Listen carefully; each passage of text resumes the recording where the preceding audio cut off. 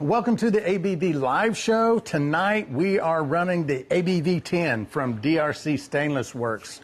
We've got some shop mash in there, and the last bit of our shop mash, I believe.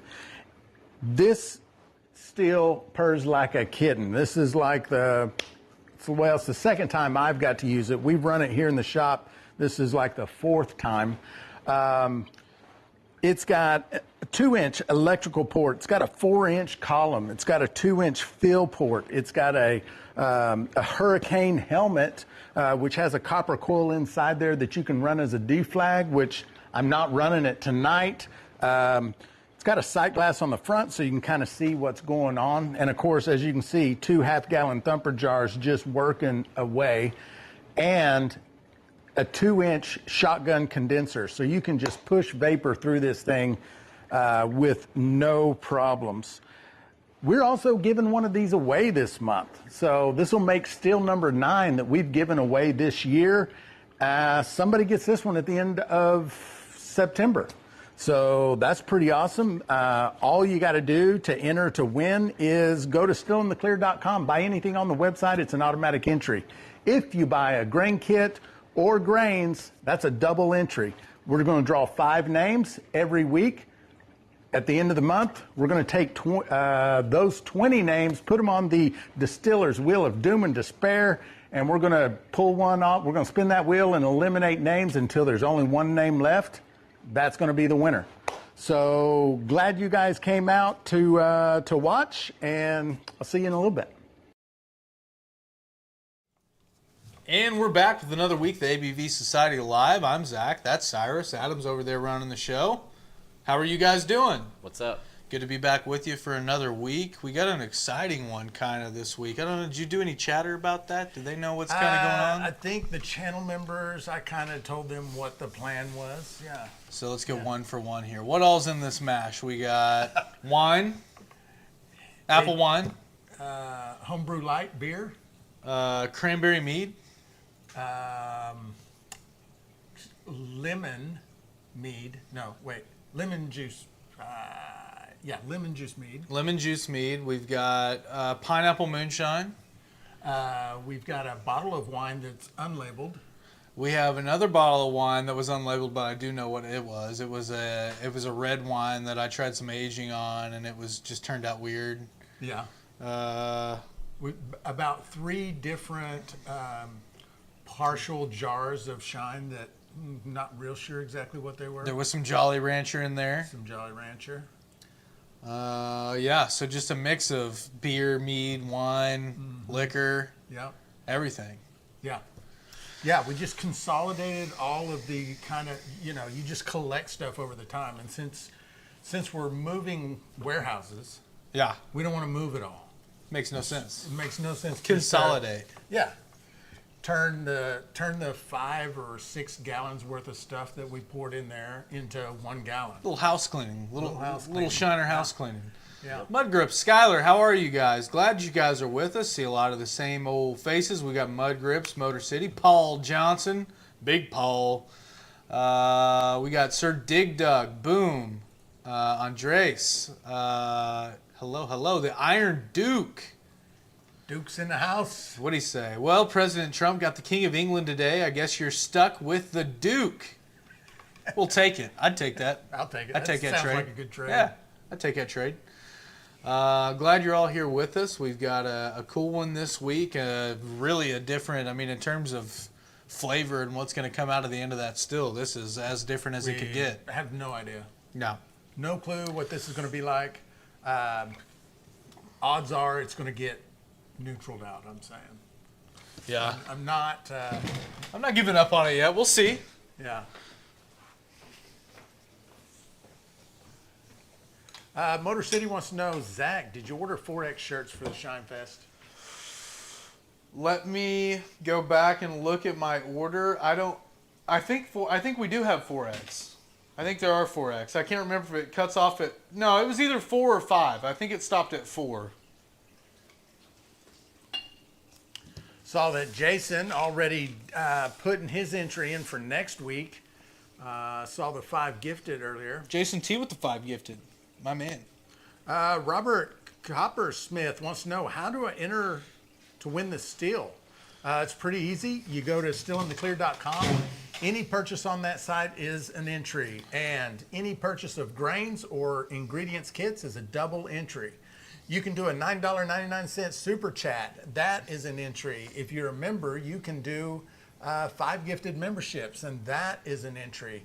And all of those entries will be for next Thursday. Tonight, we are drawing 5 names from all the entries from the past 7 days to go on the Distiller's Wheel of Doom and Despair.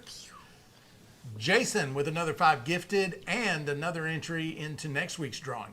We'll draw 5 more names next week, just like we're going to do this week. They'll end up being 20 names on the Distiller's Wheel of Doom and Despair, and next week at the end of the show, we will start knocking names off. And the last Shiner standing is the one who wins the still.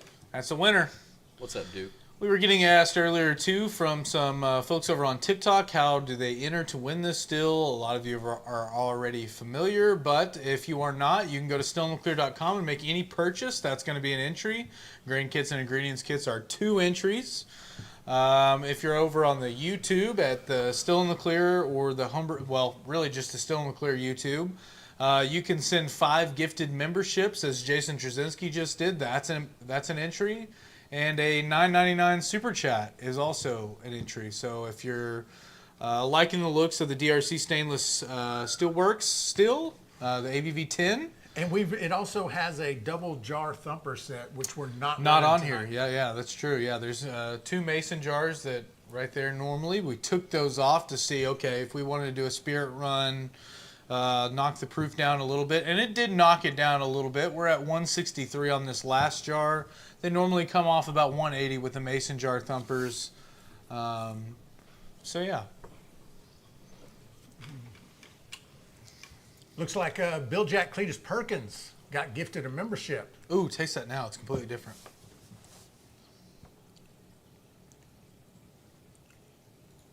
That's got more of that beer flavor in it.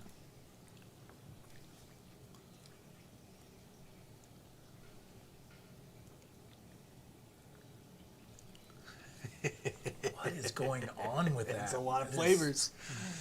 So wild. There's a lot of fruit, a lot of grain, a little bit of barley.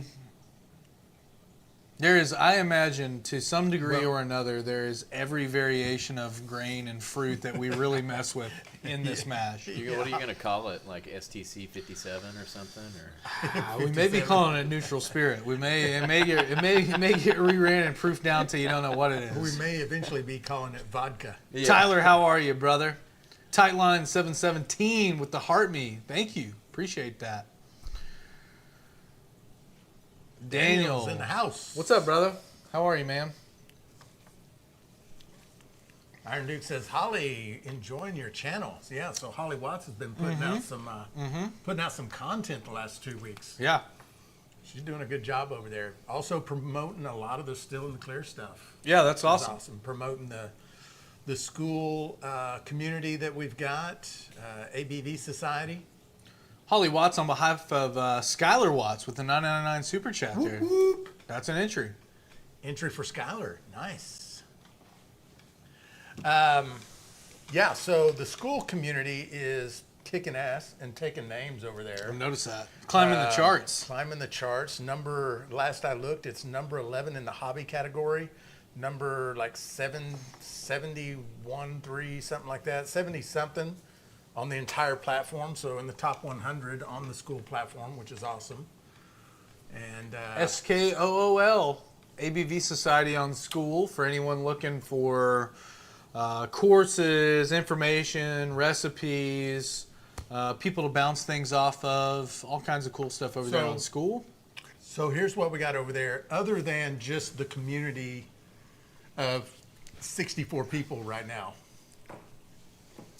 which is a great community. They answer all the questions. Like you can't jump in there and ask a question and not get an answer. First of all, it's not like forums where you can drop a question and you may never get an answer.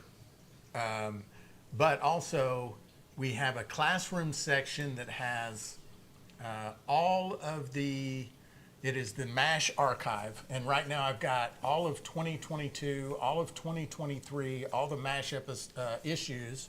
We've got them up. And I'll start working on 2024. We've got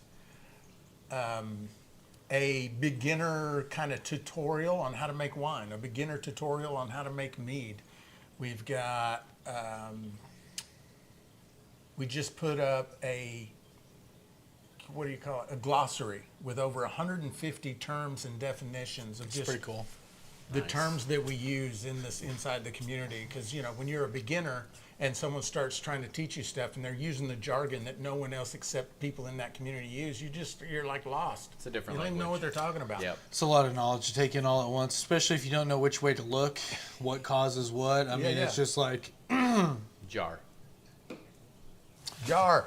Fester All Day says, thank you for your help on my problem with the heated bourbon. I had 55 gallons that just wasn't giving me a good return. You suggested lower ABV mash. I never even checked on that for some reason. Well, I'm glad we helped, brother. Nice. Garth is sipping on some GWR right now. Oh, I love that for you. Sipping on some Good scissor. stuff. Love that for you. Jared says the amount of information on school is crazy and super helpful. And it's just beginning. Like, that's just what we've got put into the classroom so far. And we're just going to continue to add. Working on a section right now, which is a conversion section. So convert liters to gallons, pounds to kilograms, temperature, Celsius to Fahrenheit. So that way, when people join the community and we're all talking Fahrenheit, gallons, and pounds, and everyone else in the world doesn't know how to, Sure. So that's really good. Just got that up. Also working on, we had some really good ideas in the live this morning of people giving me ideas of what else could go in there. So I'm pretty stoked about it. Where are we at on the Rick's commodity report section? It's not happening yet. Okay. It's not. All right. I was just Not checking there in, yet. throwing a feeler out there. Bennett, no, appreciate you, brother. Pamela says, so inspiring to start new projects with the tutorials. Yeah, I hope they help you guys out. There's a lot of behind-the-scenes work that went into a lot of those, and a lot of troubleshooting and figuring out, and years of fine-tuning processes. So it's one kind of cool thing about the school community in general is everyone's happy to help with their tricks and tips and things they figured out throughout the years. So Yeah. hopefully help somebody newer out, avoid some heartache. Del Cox says, love that little steel y'all are giving away. Yeah, that is the ABV10 from DRC Stainless Works. You can go check out his website. I'll see if I can get Adam to drop a link to DRC. There it is right there, little pictures of some of his products. He also does custom products, so if you just want one of these fancy hurricane helmets, he'll make one up for you. Or maybe you want a shotgun condenser or a jar thumper set. He'll customize all of that stuff for you if you want. So Holly there's asks, some of his cool shit right there. ooh, look at that. Look at that. Holly asks, can you also suggest a motel near the festival? Holly, anywhere off of Phoenix Avenue is going to be probably closest to the festival. There are some right off Rogers, Phoenix, and then there's some all the way downtown, which you can stay downtown if you want to go out with some folks after and kind of hit that up.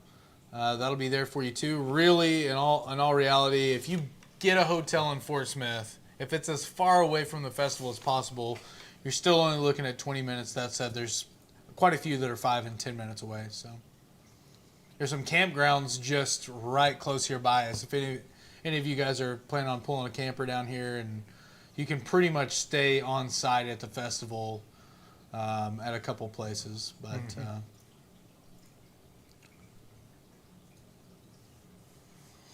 Bill Jack Cletus just got gifted a membership. Whoop. Oh, nice. Oh, he's already in the 2-month club. Why is it? got another month. Got another month out of it, I guess. Got a free month. Nice. Holly, absolutely. Dale says, I love all copper stills. I don't use stainless steel. Yeah, nothing wrong with that. Nothing wrong with that. We use both. Learned today that Mile High is... Mile High is a mess. Called over to chat with Boo and was told new owner, no old staff, no one knows anything. What? Yeah, he was chatting with me about that on school, and he was asking me what I knew about it. I don't know shit about it. I didn't even know anything. Sounds like a hostile takeover is what it sounds like. What happened? Mile High, new owners, no old employees. Oof. Oh.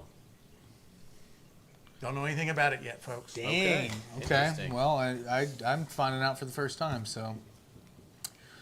Hope y'all have a great festival turnout. We do too, yeah. I mean, I think it's looking pretty good. I think there's a lot of people coming from out of town. There's a ton of people coming from in town, and so, yeah, excited about it. Again, first year festival for us, so no idea what to expect, but we put a lot of work into it leading up to it, and I hope that pays off and everyone has a good time.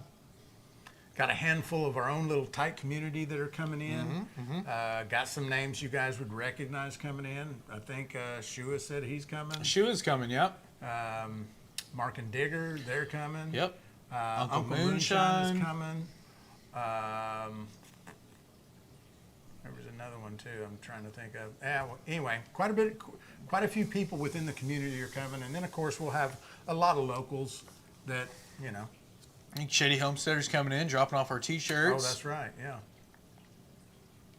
A lot of TikTok people, a lot of YouTube people, of all different sizes of following, and so just looking forward to hanging out with everyone. Honestly, Holly's coming. The Duke can't make it this year. Duke, surprise us, brother. I think I saw DRC join the TikTok. What's Hello. up, DRC? Hello. Nice. There he is. Dustin. The man, the myth, the legend, creator of the ABV10 back here behind us that we're running. What's up, brother? DRC's got all kinds of experience, excellent fabricator, does custom work and has all kinds of like pre-designed steels on his site. You can go check out parts and pieces, and he'll even do custom piece work. So give him a holler if you're looking for anything.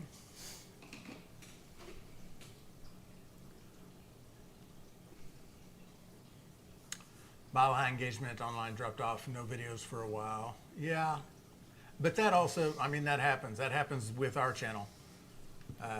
Aside from lives, I haven't put out a new on-demand video in quite a while. I haven't put anything out in a minute. Dennis says, I wish I would have had these tools when I started. Yeah, no doubt. And part of the reason why we work so hard at it is just to make sure that the people who are coming into the hobby, they have all the resources available, easily available, that's part of the reason why we work so hard. It used to be, I think it used to be a lot worse than it is now, because I remember in 2010 or whenever I did that run and I was looking for stuff online, I could find some websites, but generally speaking on like YouTube, there was not a lot. There was like George. George. He was like the only one back then. That was about it. And then, and a lot of times back then, and it's not this case, it's not like this anymore, at least to the extent that it was. People gatekept the information. Didn't want to share stuff. Yeah, even when you found a website, you could go ask questions, and people were very. I think a lot of it too was played like everything close to the chest. There used to be a lot of fear around like seizures and like police intervention, stuff like that, and now it's just less prevalent. Yeah. Not as Still happens, but to a lesser degree. I think the stigmata around the whole thing is kind of lifted a little bit. Call that one 159. We're 3 jars in. So we are getting a little lower proof. It's what we were aiming for. We kind of wanted to pull more of this flavor since this is such an odd run. We just wanted to see. The flavor's there, if anyone's wondering. There is flavor. Chock There is full of flavor. It's a lot of flavor. Chock just up to the rim with flavor. I need to try it. Let me try it.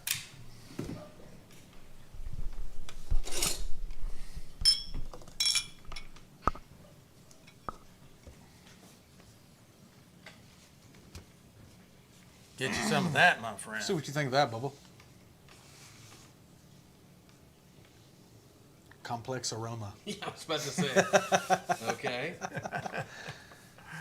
It's like I'm smelling wine. It's all in there.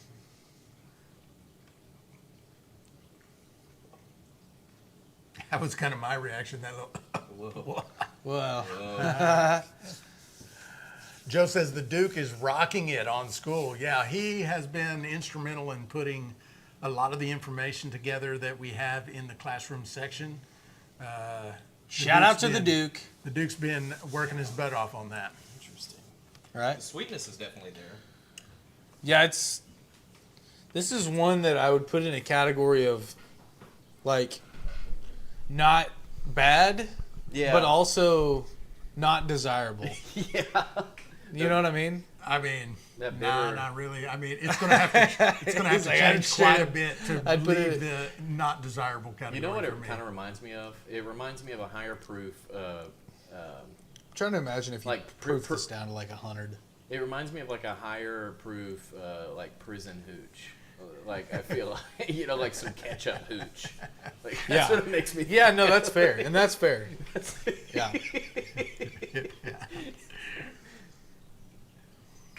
What?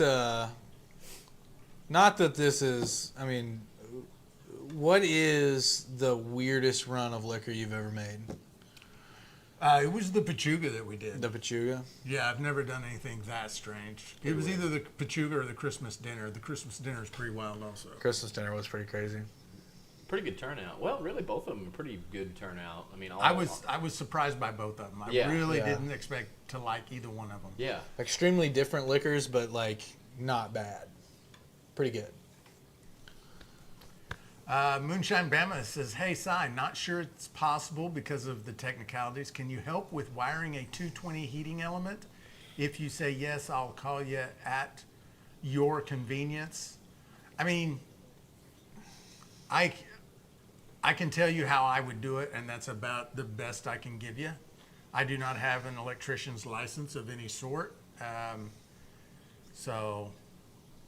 if what you mean by help, and if that's what you mean, just some direction, I can give it to you, but no promises about whether it meets code or anything like that. So Jason take Trevin- that for what you work.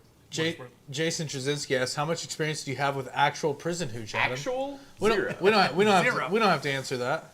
No, I just recall like it was like right after high school or something. I went to some house party and this guy his uncle showed him how to like make some, and it was some questionable wine, but it had that that higher proof liquor like alcohol in it, but it was certainly made out of something like I don't know, freaking ketchup. Like the ingredients were not great. It was a weird taste. I'll never forget it. Some Pruno. Yeah, like I don't know. Yeah, Boom. We put Christmas dinner in the pot. You guys want to expand on that? Boom. The Christmas dinner was so holiday popcorn, like the caramel, the cheese, and the regular.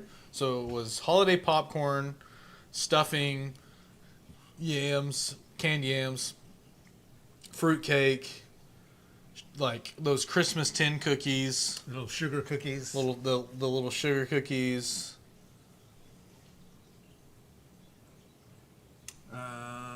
I'm also Cranberry? wondering. Yeah, I think that's did what I some started to say. I cranberry? think there was some canned cranberry in there as well. Yeah, so we tried to picture everything you would eat at a Christmas dinner, and Yeah. we just we put it all in and fermented it. Outside of like meat, we didn't. Yeah, we didn't add We anything. didn't put any like ham or turkey or anything in there, but not to say that we haven't put meat in a whiskey still before.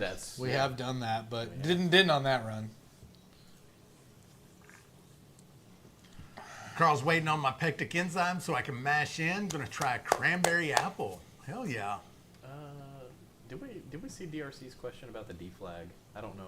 I don't know. I did. I didn't see a question. Okay. Yeah, he asked if we're running the D flag. We are not running the D flag tonight. We'll be running that next week. DRC, we even took the thumpers off, as I'm sure you noticed already. So no thumpers and no D flag tonight. Just kind of doing a spirit run on this hodgepodge of all kinds of different fermentables. We're trying to get the proof as low as we could get it and pull as much flavor out of this wild ass run that we're doing that is just got everything but the kitchen sink in it, as they say. Lipton Disco says bacon shine. Yeah, so if you want to look at what I would think, as far as what I've seen online, the kind of a video that covers it all as far as bacon moonshine goes. Phil Billy just did one recently where he cold crashed and he like would add bacon grease into the liquor and then cool it, let it settle to the top, pull it off there, and he did that several times. Like he would put it in the freezer or the fridge, let the bacon grease settle, coal it off there. Yeah. Rinse, repeat, rinse, repeat. I think he did it like 4 or 5 times, but he said it had really good bacon flavor, and I don't doubt it. I mean, Do they make a bacon extract? I think they make bacon everything, brother. Bacon, like I've had bacon milkshakes. I'm just wondering if you could use a bacon extract to make like a post-flavored bacon moonshine.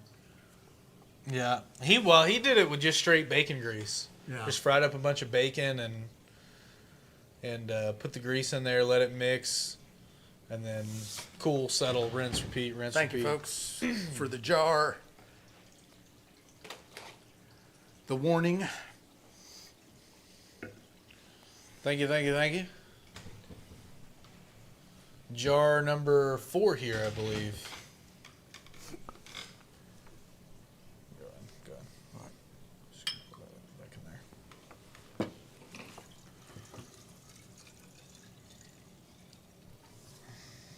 Look at that. No spillage that time.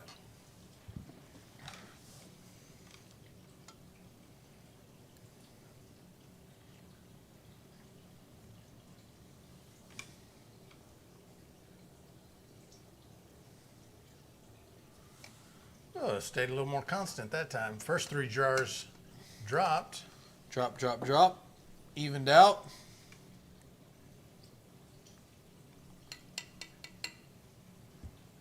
I believe Richard got it. What did it come out to? 158? 158. 158. Richard. Jar number 4. Then closely after that, Charlene.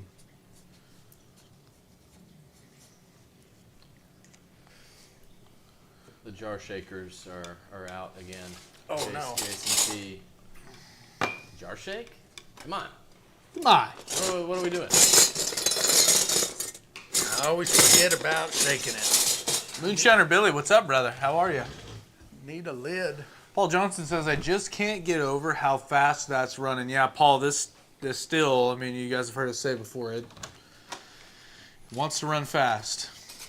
We've got it turned down basically as low as that burner will go and still produce heat, not burn out. And then it just, I mean, if we really wanted to, we could strip this out of this so much faster. There's another jar of something we could have put in there. I don't know what that is. Jars all over the place. Good problem to have. I've had worse problems. Yeah.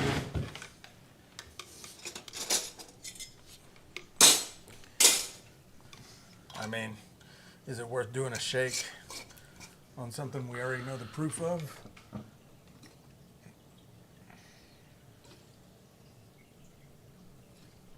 There it is. Bubbles. What did I win? A pat on the back will do. Well, it'll have to.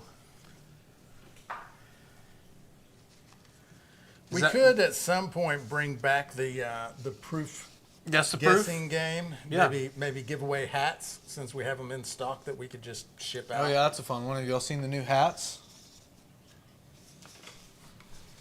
My color and size. What is going on here? Fester All Day says, is that running so fast mostly because of the fat tower? I think that it's a combination of a few things. One, the shotgun condenser on it is super efficient. Two, it's got a really wide heating surface. That submarine tank on the bottom really disperses heat very well. It's got an oversized column in ratio to the still pot. So it's a 10-gallon still, and that's a 5-inch column? 4-inch column. Mm-hmm. And then the whiskey helmet as well. I think all that kind of contributes to it. Also, if you look at it from a volume size type perspective, really, this system is pretty contained. There's not a ton of volume, but also what volume there is, it's dispersed really well. So you got that tall, fat column that goes up into the even wider whiskey helmet. I think all those 3 or 4 little things add up to it just being crazy fast. They're wanting to see the setup, so let me see if I can get this zoomed back out. Here's the setup. It's a 10-gallon pot. It's got an 1.5-inch port down here. You can put a drain on. That's for an electric element, 2-inch. It's also got a 2-inch fill port, kind of sat at an angle. 4-inch column up to the hurricane helmet, and I don't know if we can see inside there. You can kind of see the copper coil. Yeah, you can see it good. There's a copper coil in there.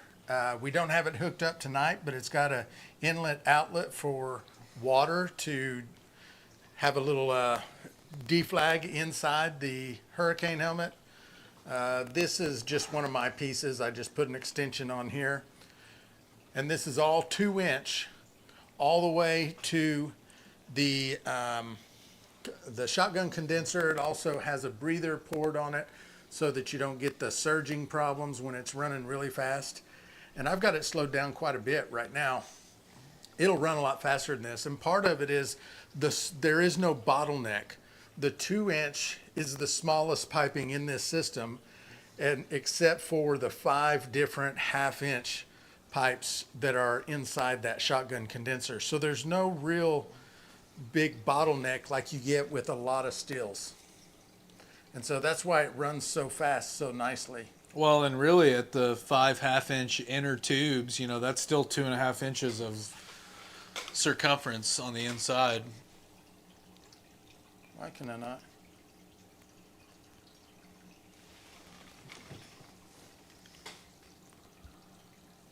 Okay. Can you fix that without me having to? Yeah, It's not letting me zoom in. Here, I'll mess. Oh, with there it goes. I'll leave Yeah, it just like yeah. that. That'll work.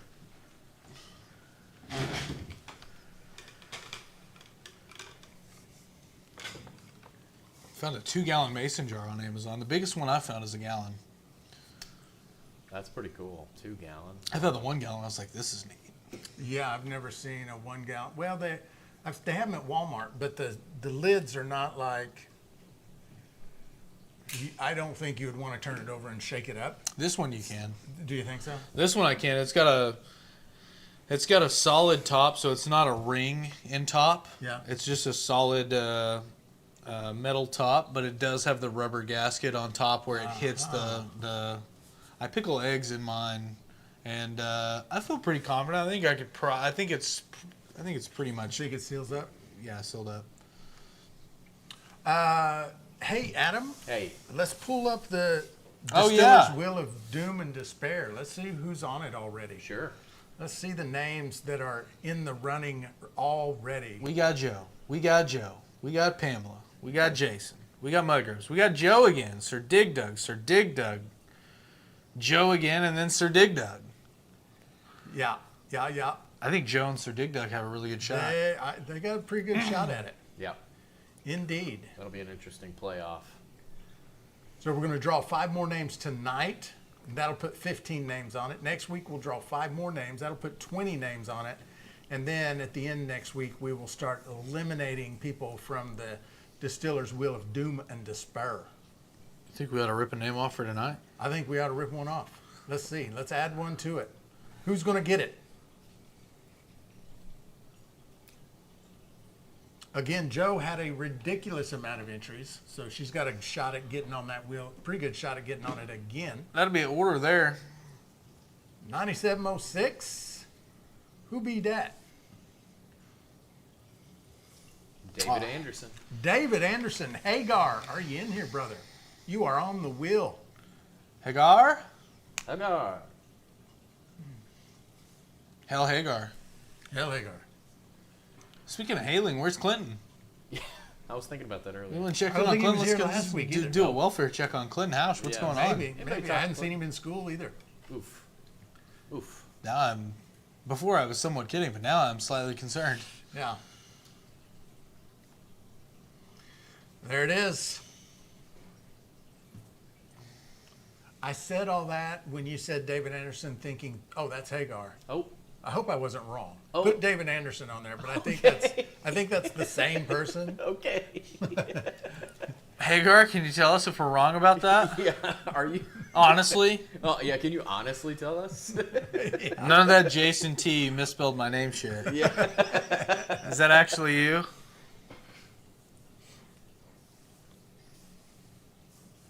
All right, DRC. Thanks for stopping in, brother. You guys, if you're over on TikTok, go give DRC Welding and Repair, as well as DRC Stainless Steel Works, a follow. He's got a couple accounts over on TikTok.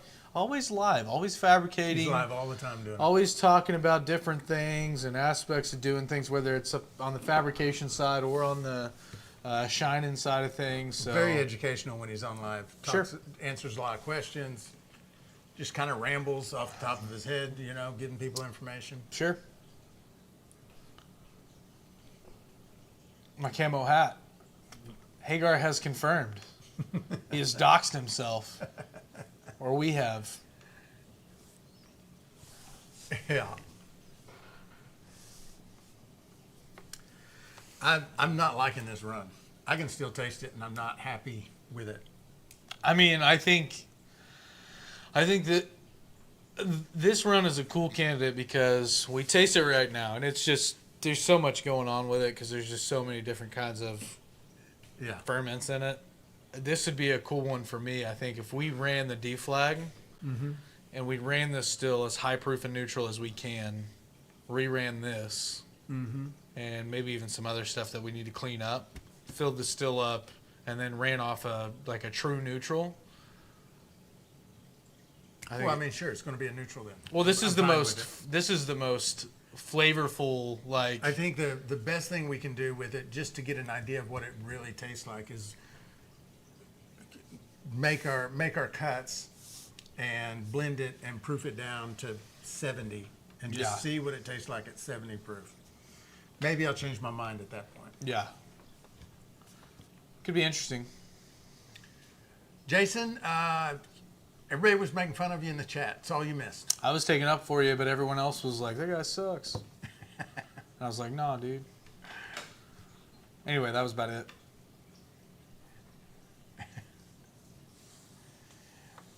Put a chicken in the helmet, Scott says.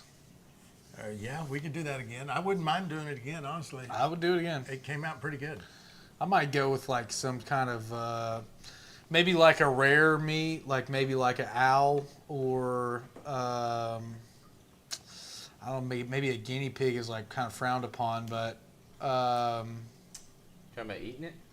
Only because we're north of the border. maybe they do eat guinea They pigs eat in them. other They places. eat them. Yeah.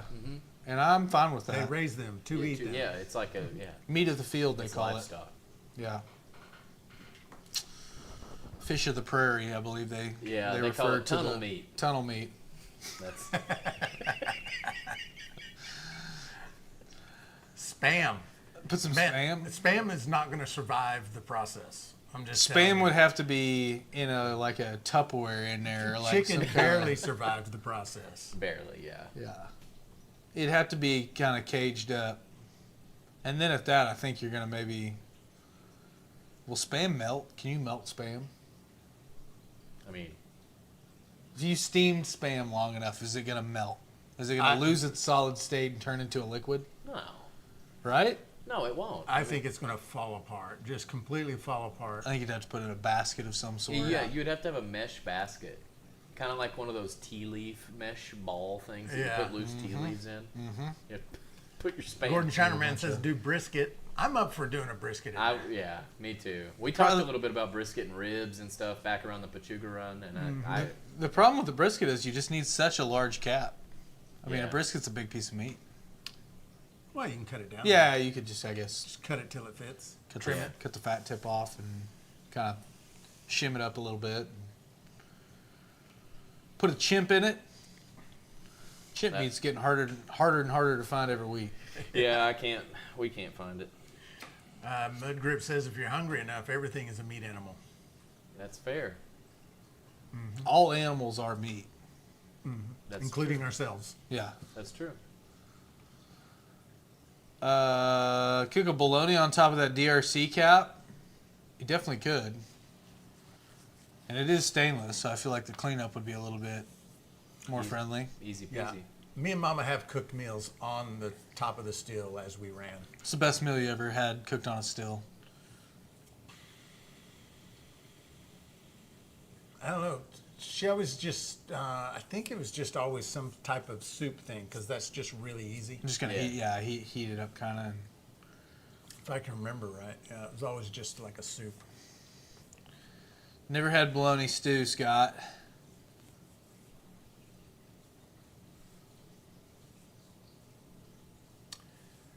Don't cut the fat off the brisket. That's where the flavor is. I think if I was putting in a whiskey still, though, I would try to trim a lot of that fat off. I don't know. I think a lot of the fat is what helped out the Pachuca, though. Yeah, I Because think it's the so, first too. thing to drip down into the... I agree. I think it was the fat that really kind of made it good. It gave it the funk. I think there's just so much more fat in a brisket, though. So I think even if you trimmed all of the exterior fat off, like that fat cap and everything, I think you're still going to have plenty of drippings off your brisket. Yeah. Sean Ward says, hey guys, I just need some 2-inch ferrules and 2-inch 90, some silver solder, and go kick in the balls. And a good kick in the balls, maybe you meant. Well, head over to DRC Stainless. You can definitely pick up the track clamps over there. Doesn't he sell those? We can get you 2 out of 3 of those, and I'm not going to tell you which 2. And you can get the 90 over there. You get kicked in the balls anywhere. That's free in most places. Go to a supermarket with the wrong bumper sticker these days. Yeah, honestly. It could happen. Honestly. Might get more than a kick. I was telling Cyrus earlier, so I got my truck's been in the shop, had a bunch of different stuff getting done on it, and vacuum leaks and just little tedious odds and ends, and I had some headers put on it, and it doesn't have any other exhaust on it right now, so it's really loud. I mean, it is loud.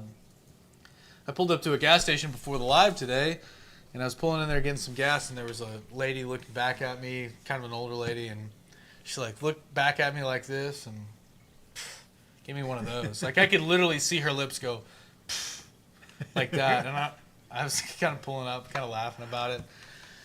So I pull up and I get my key out, and I'm taking my gas can off my truck, and my truck's shut off at this point, and she said, "Man, your truck's so loud. Like, why's it got to be that loud? It's just so loud." Something like that. And I was just like, "To piss old people off like you." And she turned around like this, had me real sharp, and then she went back this, and then she gave me another, like a Ed Bassmaster.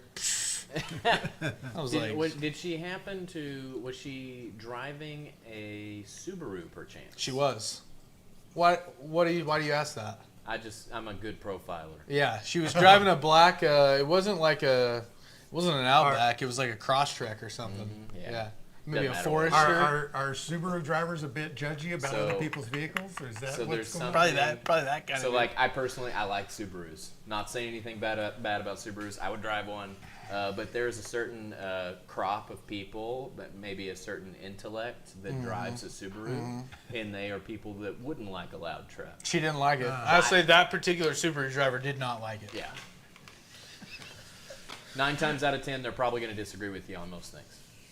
Now, Yeah. I happen to know a Subaru driver that is a former neighbor from when we lived in the cabin.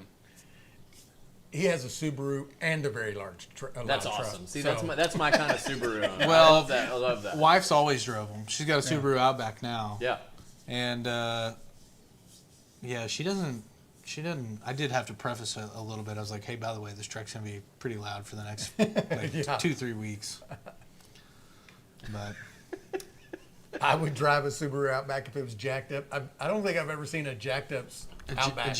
a lifted Outback. I mean, the Outbacks are already really well known for their ground clearance, just stock. So yeah, but a jacked up one, I've seen a couple of them with a little lift on them. They're sick. Anyway, I did see a Crosstrek one time. It's like a little Subaru SUV that I thought was like, that's 3 or 4 inches higher than it normally is. Yeah. The thing's got a lot of clearance. yeah, I really like them.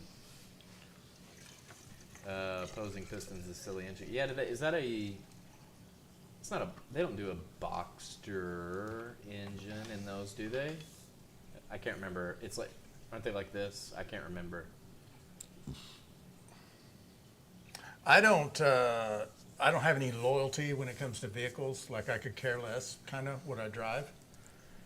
Like You're pretty right loyal now to the Hang on now. Nissan You're though. kind of that loyal. no, I'm loyal to the guy that I get that. sells them. Yeah, that's true.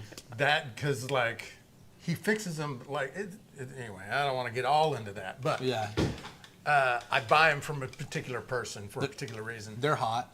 Really great deal on stolen Nissan Frontiers. Yeah, like he makes me some really good deals. Cannot beat the prices. They don't come with titles, but great deal. That's okay because I don't come with a driver's license either. So no, but like if someone wanted to trade me my truck for a vehicle that had, say, air conditioning, it wouldn't matter what it was. Yeah. Yeah.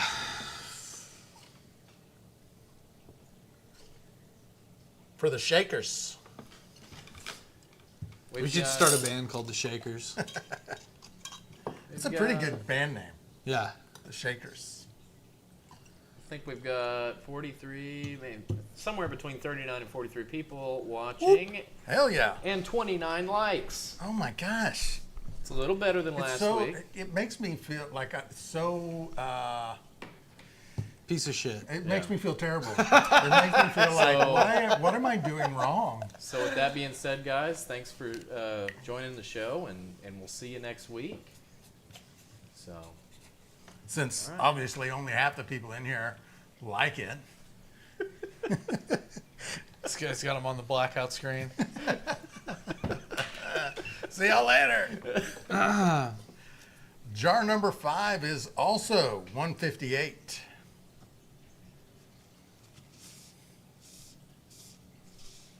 Are you talking about? Are you talking about Williams Road in Oklahoma? I used to have lifted El Camino. Those were some badass cars. I saw a deal like, and I'm not sure if it was AI or if they're really bringing the El Camino back. Has anyone seen this? I've seen a lot of concept art. Yeah. So I think this was AI made to look like a Chevy commercial. Connor Boyd over on TikTok asks, how do I know when my fermentation is complete? Well, unless you're using a triple scale hydrometer to measure your starting and ending gravity, you really won't know 100%. There are different ways. Your airlock will stop to work if you've got a sealed ferment. Maybe. If something didn't happen with your fermentation that shut off the yeast from consuming your fermentable sugar, a triple scale hydrometer is the best way to figure that out. Pure Poison with the $9.99 super chat. Shout out to Poison. What's up, brother? How are you, man? Mudgrip says they already brought the El Camino back. It's disguised as a Honda Ridgeline. That's funny. or Chevy Avalanche. I think they should bring the Avalanche back. They discontinued it a little while ago. It's because they were crap. Oh, were they? Yeah. So they still make the Suburbans, but I wish they'd go back to like a square body, like back doors that open like this style for Suburban. sure. Yeah. If they did that, guess what I'm looking at? One of those. Yeah, Yeah. There's those were so sick. And there's a lot of places like this, but they take the old Land Cruisers and they do a resto mod on them. They put like a new engine in it, and you know, electronic components and whatnot, and they're just so clean. Yeah. So clean. Someone offered me $9,000 for my truck the other day at a gas station. I thought more than for a minute about it. Yeah. You're thinking I could get half my money back. I could get most of my money back out of this truck. Yeah, that'd be cool. No, I'm not quite in at $9,000, but it's getting close. It's getting fucking close. Dwight, appreciate the corns, brother. It's corn. What do you say we rip one more name? I like it. Let's do one more name before we hit the intermission. At what temp do I run my still? Joe's asking. Put the depends in there. Yeah, just depends. Depends mostly on the ABV in the pot. Maybe she was trying to get us back on track with Oh, is that's Joe's subtle ways to stop talking Move about it along, move it garbage. along. Quit talking about cars. I don't care anything about an El Camino. What are you guys doing? All right, here we go. I like to imagine my Joe cruising down the road in about a 78 model El Camino. Sure. Who's it going to be? Who's it going to be? Windows down 1007. while the music plays. 1007 is a gifted membership or a phone order or a super chat. That is Holly Watts. Holly Holly! Watts. She's on the wheel. Holly's on the wheel again. Holly on the wheel. Is that her first time? No, that's her first time That's on her it. her first first time one. on it. Many entries on behalf of Holly by other members of the community, but she has finally made it onto the wheel.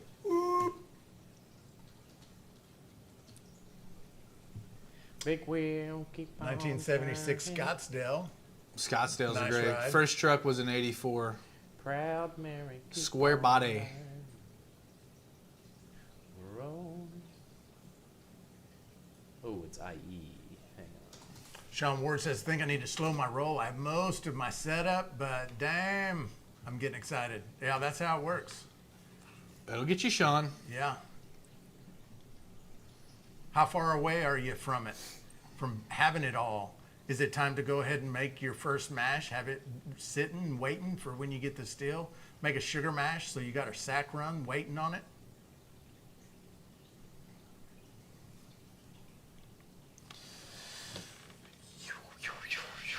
Well, we are getting here to the top of the hour. I think we're going to take a quick break. While we're doing that, we're going to have a few words about the fine folks over at DRC Stainless Steel Works.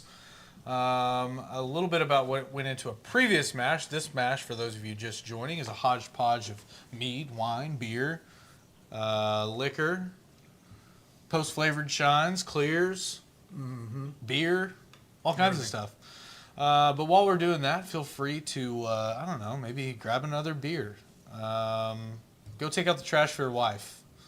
Other things that they could take care of during intermission. Help me out here. I saw a video the other day that I thought, man, we should rob that video and put it in our intermissions, but I'm not sure how it'd work. It's the Reese's video where it's, let's go get a snack. Okay. I wanted to put the one, the context of it, it wouldn't work well, but you know what's the guy's name that does the diabetes commercials? Wilford Brimley. I wanted to put a Wilford Brimley cut in here of just him doing the diabetes commercial. And not say anything about it, just no context, here it is, and it's just a cut of Wilford Brimley talking about diabetes. Anyway, we didn't do that this week. We're going to get on that. If you guys stay tuned for the next couple minutes, and we'll be right back.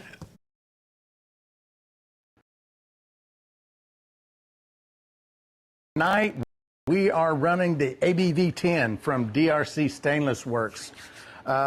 We've got some shop mash in there, and the last bit of our shop mash, I believe, this still purrs like a kitten. This is like it's the second time I've got to use it. We've run it here in the shop. This is like the fourth time.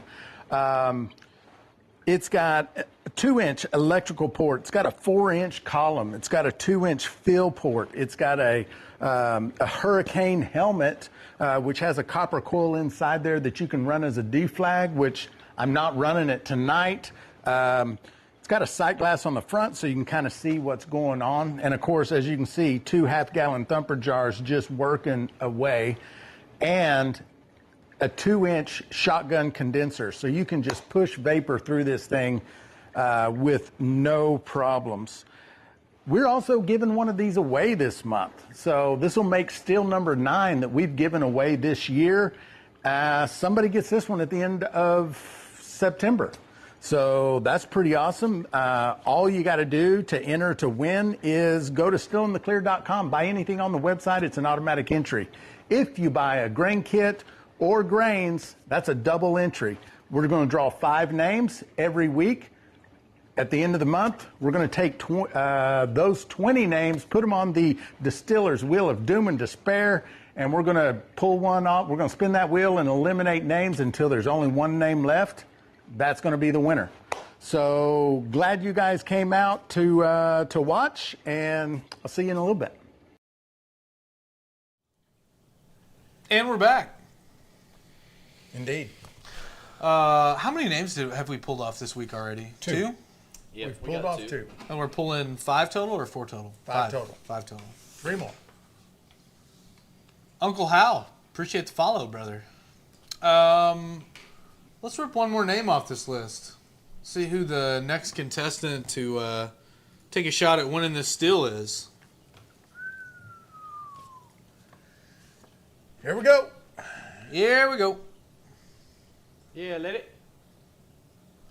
Thanks for the follow, Hal. 9729. That'd be in order. Let's see. Dave Laffoon. Dave Laffoon, Olympic Dave. Oh, okay, nice. Haven't Shout seen out him in Olympic here. Dave. We love him. What a guy. They're saying he runs an Olympic so sweet, so smooth. Oh, man, nice. I think he got him in North Georgia too this year. Uh-oh. Yeah. Moving on up. Moving on up. Sean, the last jar was number 5 and it came out at 158. Olympic Dave also just joined the school community today. I think it was today or yesterday. No, it was today.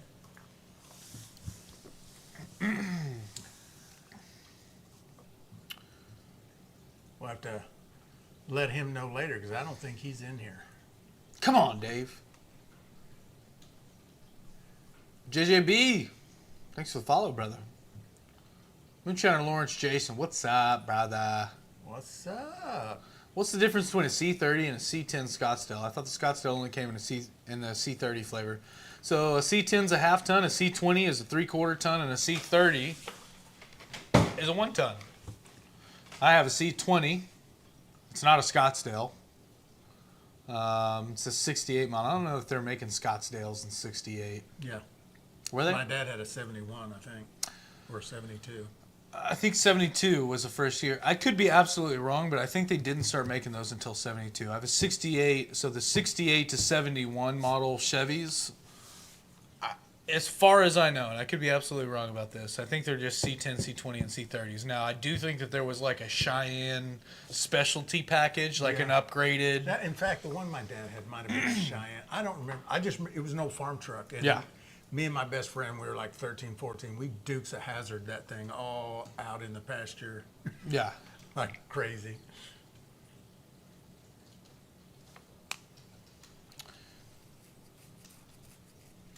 Mudgrip says, can you spin the wheel and eliminate me so I don't have to sit through the anxiety? Just joke. Adam, do we have the ability to spin the wheel? The big wheel? Yeah. Let's spin the wheel, and if it lands on Mudgrips, we'll take them off. But if it doesn't land on Mudgrips, we'll just leave it the way that we'll put them back on there. We doing that? No, we're not doing Would that. it be fun to see if it would just land on them and then make a decision from there? Like, what do we do? And then just add it. I mean, Okay. we're just adding them back anyway, though. Maybe. Oh. I mean, Yeah. C was 2-wheel drive. Yeah. K was 4-wheel drive. Yes, yes, yes. All right, let's see if it lands on mud grips here.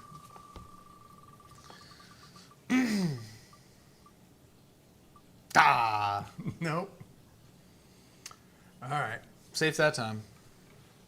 Didn't work, Mud Grip. Sorry. Qzilla, what do you got to do to enter to win that still? Qzilla, there's multiple ways to enter. You can go to stillintheclear.com and purchase distilling supplies like grain, ingredients kits, tools, things that you're already using in your in the hobby. Everything that you purchase on Still in the Clear is 1 entry, and grain and ingredient kits are 2 entries. You can also gift 5 memberships. That's an entry. Or you can send a $9.99 super chat through YouTube. That's also an entry. Entries are on a week-by-week basis. So any entries we take tonight will be for this coming week. Entries that we took this last week are getting drawn tonight. So that's how it works. And they reset every week. If Zach says your name, you are jinxed. Jason Trzynski is correct. Or buy a kick-ass camo hat. Yeah, check that out. The new Still in the Clear hats are in. Oh, dude, I was wearing, I forgot to tell you about this. I was wearing the red STC, like, older cotton hat the other day, and a guy walked up to me at Walmart and was like, the YouTube channel? And I was like, brother, yes, this is awesome. This is neat. And Right. I was like, yeah, that's my buddy Cyrus. And I said, we do a show every week. And I was kind of telling him, he's like, man, that's crazy. He said, I've been watching his videos. And I said, well, you know he lives here, right? And he was like, no. I was like, yeah, there's this shop, the Homebrew Center. I was telling him about everything. I'm surprised he may have come by here. I don't know. Maybe he didn't, but he was like geeking out. He did not. Cool. He wasn't aware of any of that. Yeah. Tyler Lowe, shine on, brother. Appreciate the follow, my man. I'm tired of you jinxing me. I'll pick up my camo hat when I come down for the Shine On Festival. Heck Hell yeah. yeah. We'll have them here. Tyler, how do I win that still? Just like Dutch guys right there. He just donated a $10 super chat. There's gifted memberships. Those are all on the YouTube. Go to stillintheclear.com and make purchases. And that's also entries. Need to get a copy and paste going in the chat. Well, Where's Clinton? Usually Clinton takes care of that. We got to reach out to Clinton, make sure he's okay. I'm kind of legitimately worried about him. He never misses a week, let alone 2. Yeah.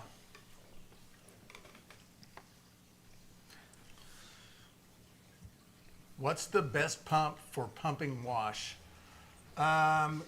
We pump it with just a regular old pond pump from like Harbor Freight. Aquariums. Yeah, and Get them at just- Walmart you gotta, for like $15-20. you got to put them in a mesh bag or a sieve or something like that, and they work pretty good. That's what we use.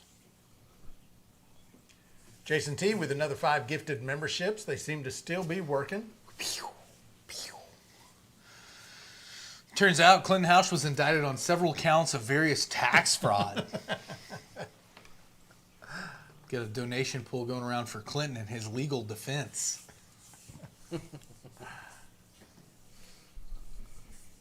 Can I return the grain kit I bought if I don't win the still because I won't need it? Daryl, I mean, No. not really. No, I don't know where you were about to go with that, but I mean, we have a 100% guarantee. If you're not happy with it, you send it back. And if you want Yeah. to play that game, I'm not. it's frowned upon, Daryl. Yeah. It's all for fun. Beer wort pumps are like $100. They can handle heat and are food grade. Yeah, that's true.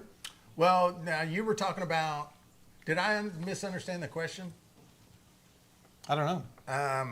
What do you mean?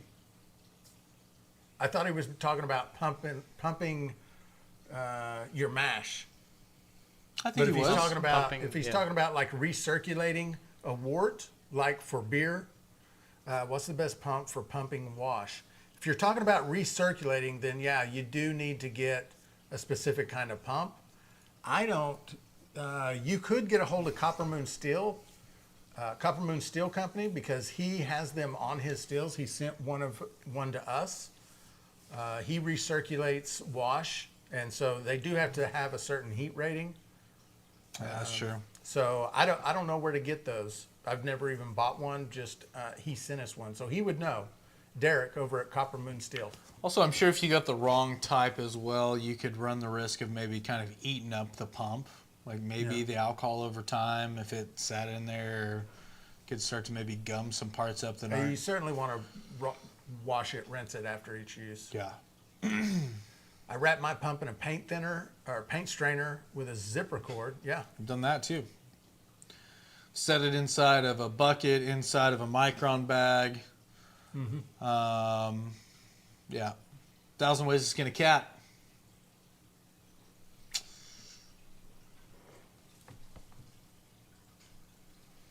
I'm running the calf feeder still tonight. Fingers crossed. Hell yeah. Let us know how that goes, man. Someone asked earlier. Oh yeah, I meant to. Someone asked earlier if I'd seen the AI of me riding a chimp. Was that new in like MFB or something? No, I think it's over in school. Oh, we didn't pull that up.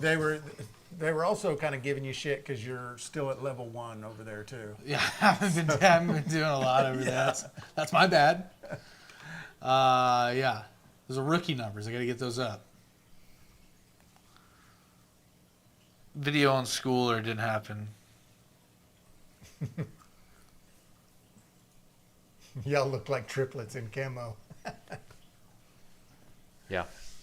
I'd be triplets with you guys. Yeah, for sure. That'd be dude. dope. Yeah, And they're yeah. just kind of hanging Yeah, out. We could do that. Have our own little conversation with our eyes, you know, like twins do. We would know. We would know what was going on. Just communicating telepathically at that point. Yep. I bet they can do that. Yeah, of course they can. Yeah, if you have no other like outside knowledge of the world and you're just in the womb with another person, you guys are gonna be able to talk without talking. Yeah. Yeah, It's the little gestures, the little. just in there sparring. Oh, Neil says, call a guy out, Si. So, behind the stories, he made a little joke making fun of you for being on level 1. I probably shouldn't have been fair said any of enough. this. Fair enough. But it was all in good fun. I can take it. But the admin team pulled it down. Oh, But it was only because some people jump in and they just want to, they join the community and they just want to linger, Yeah. you know, and shyness. just a bunch of or people just whatever. dogpiling on me in there. Idiot, loser. Anyway, we didn't want anyone to feel like you have to Wow. level up, you know. But it was all in good fun. And yeah, sorry, Neil. If anyone cares, I don't care at all. We all knew it. Yeah. Yeah. Okay. It really had nothing to do with you or Neil. It was, anyway, I'm not going to beat that horse. All right, jar number 6.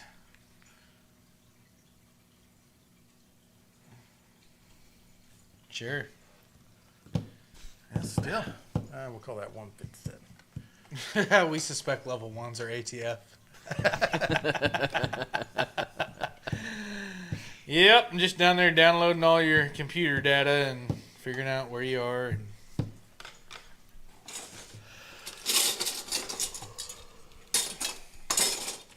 There's also a way to, in that community, if you don't reach level 2 or 3, which I can set, or maybe it's 3 or 4, you're not allowed to send DMs, Oh. which is like, we have this problem on MeWe.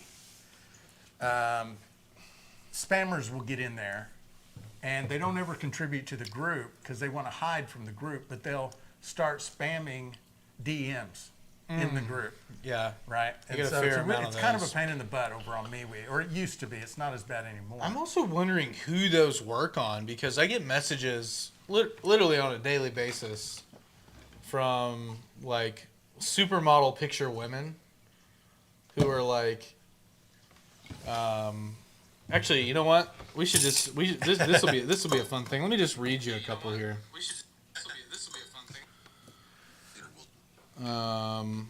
I get these all of the time. Jar number 6, we're going to call that 157. Fester asked, when are you going to do a deep dive about the jar shake? I mean, we could, but I'll tell you what. I don't have a deep knowledge of the jar shake. I know a few things about it. The larger the bubbles, the higher the proof. The faster they disappear, the higher the proof. Those kinds of things. But I've never really used it. So, I mean, we could get someone on that knows a lot of shit about it, like Shua. Maybe do a little interview with Shua, get him to come on, because I know he knows a lot about it. Do a bubble tutorial via Shua. A bubble shake tutorial. So here's one. And this girl, the picture that she has, I haven't gone over to her profile. She looks like a supermodel. I text you because I have something in mind. I have some questions for you also. Do you care to know what I first noticed about your look? Thank you, sir. Oh, yeah. Wow. That's pretty easy. I get a lot of those. Hello, how are you? Would love to chat and hang out sometime. Just I'm getting a little insecurity about this because like they don't do that with me. All I get is hello. hey, I've been They seeing don't your try comments so on my hard with me. mentorship account. It seems you're interested in digital marketing. Are you still interested? If yes, message me now for more info. XOXO. Uh-huh. From Gabby Garcia. All right, Gabby. I've been getting a weird one where it's just a text message and it says, "What's your schedule tomorrow?" I've gotten this 3 times. I've gotten some crazy email phishing type email. You've been seeing probably some of them. Some of them go to the HBC. I'm like, "Who's Been this?" paying attention. She says, "Hi, is this Lucy? Come to my house for a barbecue tomorrow. This is Julie." This is not Lucy, but where's the barbecue? I'll be there. I said, "I'm afraid you got the wrong number, whatever. Oh, sorry. Hope I didn't ruin your day." I'm like, "No, it's not a big deal." Well, thanks for that. If you're around LA, you're welcome to come to my barbecue. I was like, "No, I'm on the other side of the country, but thanks." And they're like, "That's fine. It's interesting to meet new people. My name's Julie. I'm 37. That's crazy. What is that? Julie is either, and again, I'm going to say this, and I don't mean anything by it other than just it happens a lot. Julie is either an Indian man in another continent, Yeah. or just maybe the saddest, most just desperate lady of all time. Inadvertently just, what if it was just 100% true? Just inadvertently messaged you by mistake and was like, That's really and what then just Come to to my back house? up and also be like, hey, I'm just really alone and I don't know, I don't have a lot of people. Like, would you like to come to my barbecue? that's really what it feels like with the way that they text. Yeah. You know? It's such a strange thing, but it's Yeah, happened it's weird. multiple times. Yeah. Anyway. Fester says the jar shake is like the alchemy part of brewing and distilling. Yeah. For sure. Yeah. Boom says school is the best format on distilling that I've seen so far. So much information, so many ideas. If you're not in, I would highly suggest you get in. Yeah. Jim Trotter asks, what yeast do you suggest and how to store? Jim, That was, generally speaking, That was part 2 of his part 1. Oh, sorry, Part Jim. 1 is I have my first 5-gallon keg and want to run a sugar shine for my first run. Need a suggestion for yeast. What do you suggest and how to store? just a simple sugar shine. I mean, if you're just doing a sugar shine, I've had pretty good luck with the turbo so far on the sugar shine. Yeah. You could also do, it depends on like what kind of proof you're trying to get. If you're trying to get a high proof, use one of the champagnes like an EC 1118, something like that. For like a regular kind of not real high proof, some daddy yeast will do the job. On a sugar shine, here's the reason why I brought up the turbo first on the sugar shine is sugar shine notoriously stalls out if you're not adding nutrients and all of that kind of stuff, and all of that is already in the turbo. So all the nutrients you're going to need, everything, like it's going to finish out, you're not going to have to worry about it. That's why I mentioned that. yeah. And then as far as the storage of it, if it's sealed packs and you're using them within a year, just room temp somewhere. Some people do like to keep them in the fridge. We don't ever. It would just depend on how much you're going to get and how quickly you're going to go through it. Mm-hmm.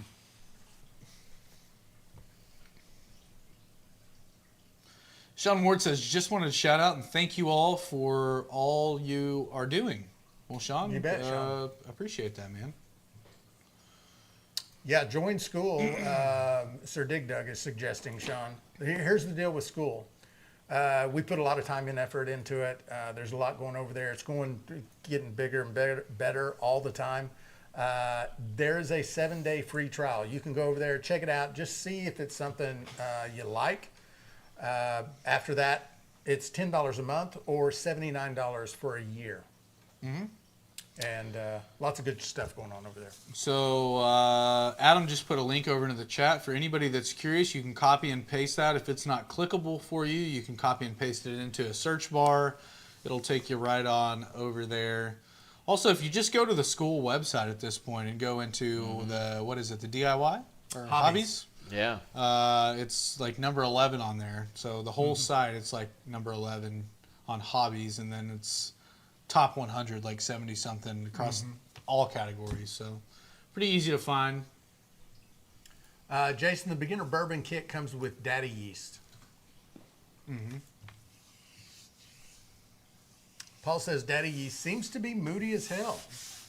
I have not found that to be the case. Pretty consistent for us. Oh, There it look is. There, Adam's got So her this pulled is up. the main page here. If you just click hobbies and Scroll you down, I'll scroll see where down we are. just a little bit, there we are. Look at Rank number there. Look 11. at there. There's the About page. That's a little video where I kind of talk about it. Start the free trial button. You get 7 days on us. Check it out. See if you like it. We got 64 members right now. 1 person online. 3 admins. Here's what's really cool about it too, is that my account or did you just go to their site? He's not logged in Not anymore. logged Okay. in. It's just the website. Okay, well, you can't pull it up. Well, here's what's really cool about it is we have a map. And so when you sign up, you have the option to put a pin on a map of your rough about area location, and we can see where all the members are. So you can quickly go to the map and go, oh, I'm within 50 miles of 3 other people in the So-and-so's community. close to me. Let's do Yeah. it. Let's do a meetup, you know. It's really cool. Jim Trotter asks, is it correct to run vinegar run first on a new still? What is the ratio of water? And now, what was that again? So is it correct to run vinegar run first on a new still? What is the ratio of water to vinegar? Okay, it's half and half. So here's the rule of thumb for a vinegar run. It's half water, half vinegar for half an hour. So you crank your heat, you steam it completely, and you steam it for half an hour. It makes it easy to remember. Half, half, half. Run it outside. Don't run it inside. It's very stinky. Don't run it in your house. Run it outside where it can blow out. You don't need to put any water in your worm either. Just blow steam out of the end of your still. Yeah, and I saw somebody mentioned, Scott Bryant says he joined Ace Adventure Dogs. Pretty cool site for dog training. Is that, Oh, that's cool. so Scott, are you saying that's another community on the school platform? Because that's also true. Like there are some really cool communities over there. You don't just have to join ours, but I have a question. there's about some cool stuff over there. question about the vinegar run thing. So after you've done that, are you then also going to run water through it? I don't. Okay. I do a vinegar run just when I know that I've got time to do a sack run, because I'll do the sack run just within days of doing the vinegar run.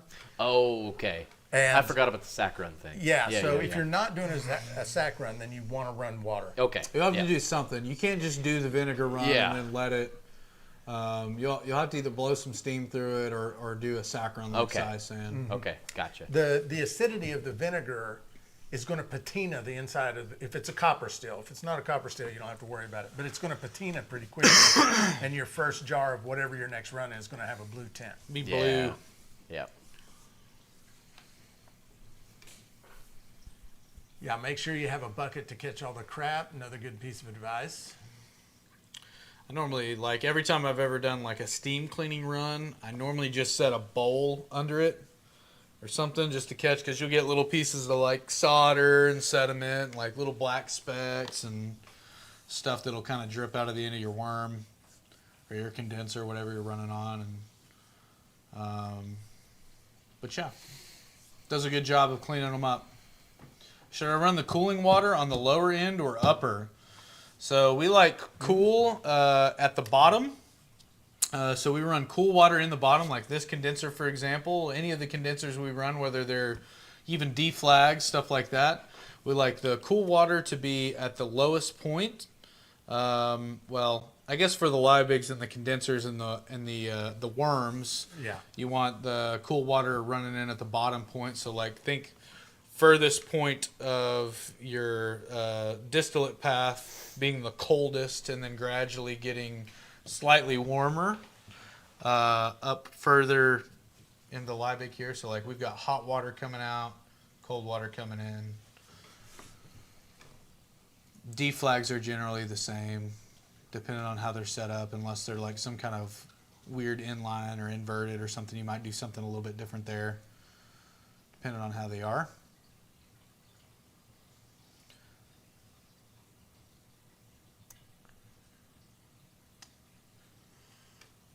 I clean my still with ketchup. Yeah. That makes sense. I think Dale has said that before, actually. I think I remember that. Has a lot of vinegar, a lot of acetic acid in it. DRC back in the house. Brother, it's going. It's going good, man. We're filling up jar number 7 right now. Jar 1 was at 171. Jar 6 is now at 157. We were trying to get a little bit of a lower proof, and it seems to be working. Uh-oh, mud grips. Better slow down on that hooch now. Next Wow. thing you know, you'll be 3 counties over in a muddy field in your underwear. Nothing but a flashlight and a tub of Tic Tacs. Wearing nothing but a reflective jacket. You're going to have a casino cash-out ticket worth 75 cents in your pocket. You're going to wake up in a purple wig in Saratoga. Nothing but your whitey tighties wondering what happened. How did we get here? In a bathtub full of ice. Big old scar on your back about where your kidney would be. I had a buddy. Now, this is no shit. This happened. I had a buddy in college, and he had one of them nights, like what we're talking about. Mm-hmm. He And said funny part about it is I do work 3 counties over. he was in and out of like consciousness, I guess, or like what he could remember. He was just like, he described it as like rolling blackouts. Oh. So he would have full hour, 2-hour gaps of time that was just missing from his brain. But he wound up without his pants, in his boots, in a vehicle with people he didn't know, across town, running through a field at one point, getting away from those people or something, and just like the craziest story. And he walked back, like, I'm not kidding you, like 6 or 7 miles. He knew the field that he was in because he dropped his phone there and had to go get it the next morning. On like Find My iPhone. Yeah. His house keys, his phone, right by his pants in the middle of this field out in the middle of nowhere. Sounds like he's lucky. Walked back to his house, and he quit drinking. Still Good. doesn't drink to this day. Good for him. Over that deal there. Sounds like he might have been doing too much. Yeah. DRC, the condenser is working perfectly. Working great, brother.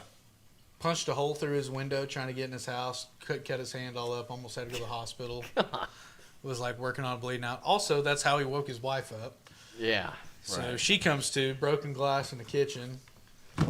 He's bleeding profusely from his hands. Hammered. Yeah, something tells me she probably had a part in that him stopping deal. Yeah. Yeah, for sure. Yeah, 100%. Good, rightfully so. I mean, Yeah, dude. Blew his wad. One go. Over after that. Dale, you'll have to let us know how that glass gem corn and hickory syrup does. How should I set the thermostat at first when set later? Jim, I don't know what you mean, brother. Try it again and we'll try to answer it for you. DRC, are you running gas or electric? We're on gas, brother. We've got the gas thumping on this thing right now. We've got it turned down very, very, very low.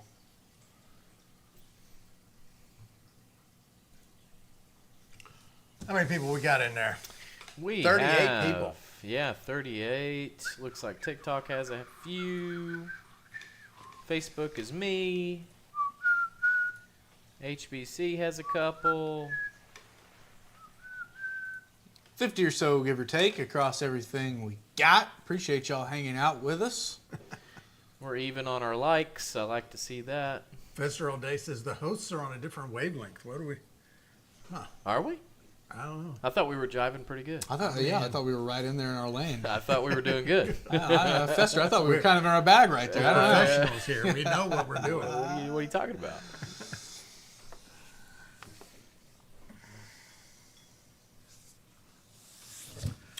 5 a.m. Squat Club. That is a membership I have over on school. What are you Pretty cool. doing? What have you been doing? You been busting out squats at 5 a.m.? No, that's what he does though. Like he has like early morning workouts. Nice. You guys go check him out. He's got a YouTube channel. He's also got a school community. But yeah, we've just kind of been talking like goals, mindset, that kind of stuff. That's cool. Yeah, it's really cool. I think he's actually kind of dividing his community up into those two parts, like early morning workout kind of thing, and then like mindset kind of thing. It's really cool though. Glad you jumped in here, brother. Good to see you.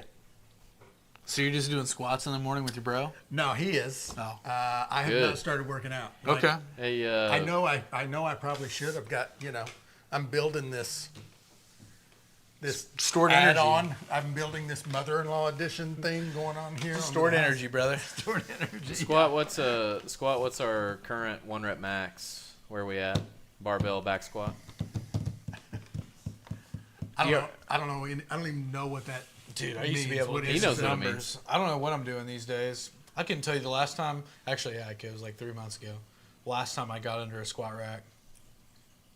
I went and worked out one time with my wife's uncle and his buddies. And they're like mid to late 50s, and they're all jacked. Like you see a guy walking through the grocery store, and you're like, holy shit, what the fuck? It's that guy, probably. And they, like, I hung in, like, I could, like, finish the workout with them, finished all my sets, all my reps. Yeah. Same weight and stuff that they were using. And they're like, what'd you think? And I was like, oh, no, yeah, it was pretty good. And then I went home, and I instantly, like, when I was driving home, I was like, I'll never go back there. Yeah. I'll never do that again. It's pretty humbling. Yeah. I didn't let them know that, but, I mean, I did go to one workout and never showed back up again. Well, they knew. I was sore for, like, 2 weeks. Yeah, they were telling me in there, they were like, take it easy. I'm like, dude, I've used to work out all the time. I'm fine. Like, it's going to be okay. 5 a.m. says he's trying to convince me. Yeah. Yeah. I mean, maybe someday. Oh, he's but in right now- here. Yeah. Oh, I didn't realize. Yeah, Yeah. Clean 300 at 165. Clean 300. Oh, at weight 165. Heck yeah. Yeah, he said he pulled It's crazy ratio. 345. That's awesome, dude. I just got back into it. I was working out pretty hard about 1.5 years ago, and I did 315 the other day. I kind of browned out a little bit whenever I was like, I almost died on my way up. Oh, I thought you meant you almost, like, pooped yourself. I thought that's what you're talking about. No, like, I thought it's that's like what not a quite brownout blacked is. out, but it's like Yeah. you can't really Oh, see okay. very It's getting good. a little fuzzy. Yeah, it's a little Yeah. fuzzy. But That yeah, is- That is not what I grew up knowing brownout to be. it's more like an alcohol term. Brownout is like whenever you're not quite blacked out, you still kind of remember some things, but it's spotty. You call it a brownout. Okay. But anyway, What were you talking about? blowing out. Crap in your Poop. pants. Crap- Yeah, okay, crap all right, in your okay, pants. all right, Yeah, just making sure. Yeah. Probably not good in a squat context to say brownout. Man, I haven't Jason is telling us to check the jar there. If I'm not mistaken, when I did my clinicals at the emergency room, that's what brownout meant too. Yeah, for sure. Yeah, code brown. Yeah. We missed a question from Jim Trotter with a 10 All right. gauge. When starting, should I slow it down at 190? Then to what? Jim, we often tell people we don't really pay much attention to our the thermometers that are on these rigs. That's for a few different reasons. The skinny of it is we're more focused with the distillate stream coming out of our still, what that flow looks like. It's going to be a little bit different for everybody in terms of like how big is your still, how much alcohol vapor is being condensed, all that kind of stuff. But there's not really a golden zone for temperature when it comes to running these stills a lot of the time. One, they're going to be a little bit mash dependent, how much ABV is in your... It's more mash dependent than anything. Yeah. Honestly. So we don't really pay a lot of mind to the thermometers, and we're more so focused on bringing our distillate up to temp slowly and gradually to avoid any kind of scorching or anything like that. And then once it gets running, we typically make an adjustment to adjust down and control the distillate flow rate that's coming through the end of the still. So I don't know if that was a good answer. It's kind of a nothing answer when you've asked specifically what's the best temp, but sometimes that's the best answer I can give you. The best answer is there's not a best definite, temp. yeah. Someone out there may, you may go watch someone else's video and they go, you need to run at 180. My opinion is don't listen to that person. That's probably not the best advice, but Here's the only way that you can determine this is the temperature I should run my still at. Number one, you run the same still over and over. You're not like us running different stills. And number two, you're running the same mash recipe over and over and over. If you do those two things, you can consistently see what's the word I'm looking for? You can consistently track what's going on with that mash at what temperature, but it has to be the same every time. Otherwise, it doesn't work. Got to control the variables. Yeah. if you run the same type ABV mashes, same style of mashes in terms of like grain bills and stuff like that on the same still, I think that, to caveat on what Cyrus was kind of telling you there, I think you could look at that and get some pretty consistent, like, if what you're wanting to know is, I brought it up at this rate and got to this temp within this amount of time and I didn't scorch, and yeah, you can kind of pay attention to stuff like that, but it's just not something that we really focus on. Terry says, Cyrus, only if in a controlled indoor environment. That's another thing too. Like if you're running outside and the wind blows, changes your temp. Yeah. Yeah. Well, it doesn't change your temp much, but it changes how your still is being affected. It's just like if you've got a smoker and you're smoking a brisket, or, you know, to take ribs, for example. I do ribs at 3 hours uncovered, 2 hours covered, and 1 hour uncovered at like 225. Well, if I'm running my smoker outside during the winter, it's going to take me like 45 minutes, maybe even an hour longer to get them where I want them, just because of the cold ambient temp outside. So definitely something to consider. I haven't really thought about that much, is running out for the people that run outside. A lot of people do run outside, so. I used to run outside a whole lot, and I just tolerated it like it was just, oh, this is a windy day. This is going to take forever. Yeah.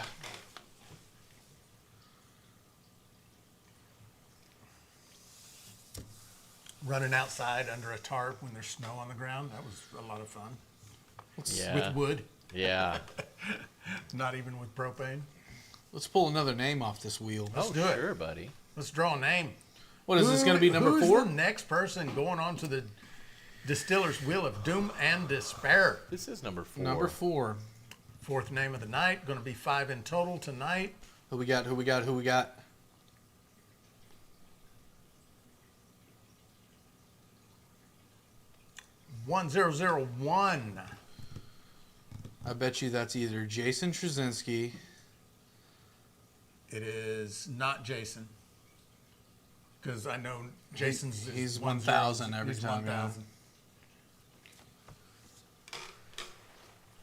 Or, you said either. Joe. Scott Bryant. Scott Scott Bryant. Bryant. On Shout the out wheel. to Scott. Scott Bryant made it to the wheel. Good job, brother. My man's.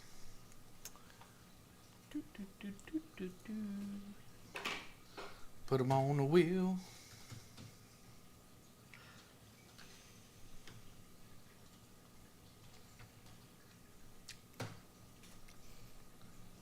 Cool beans.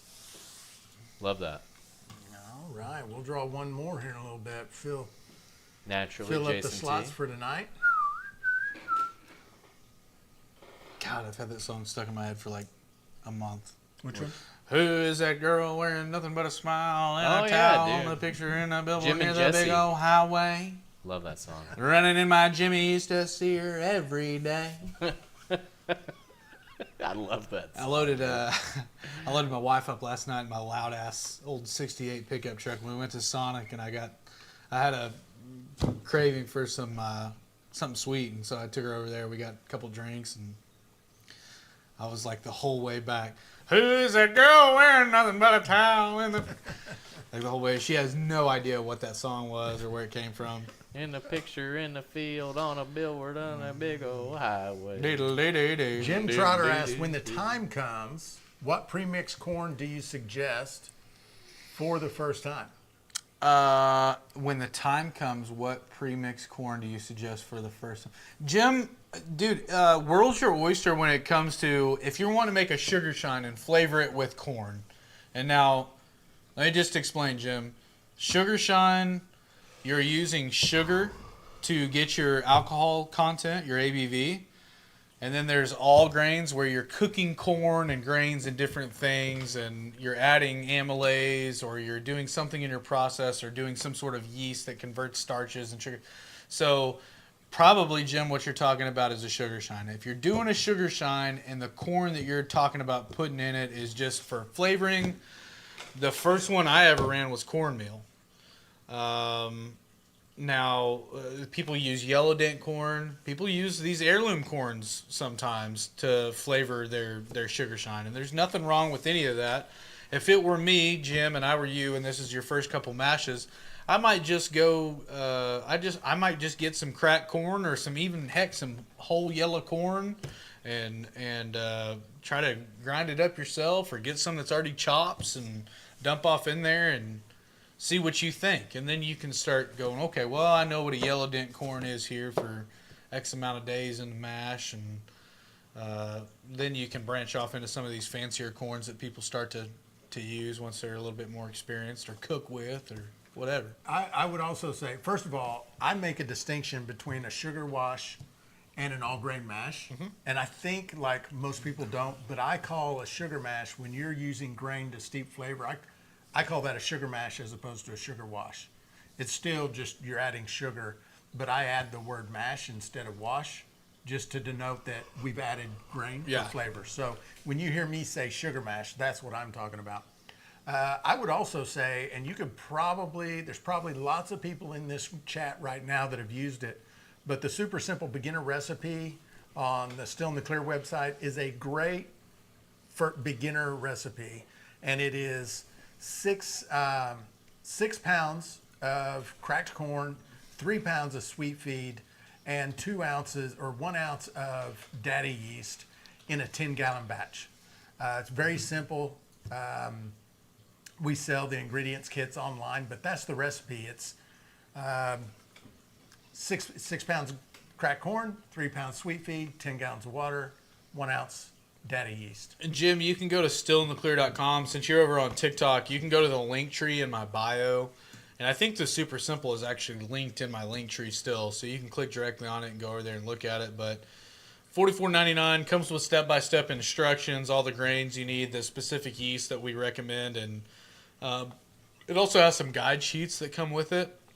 Show you how to calculate your ABV, read a hydrometer, what to do if you get a stuck ferment, oak aging. There's all kinds of different stuff that comes with that one.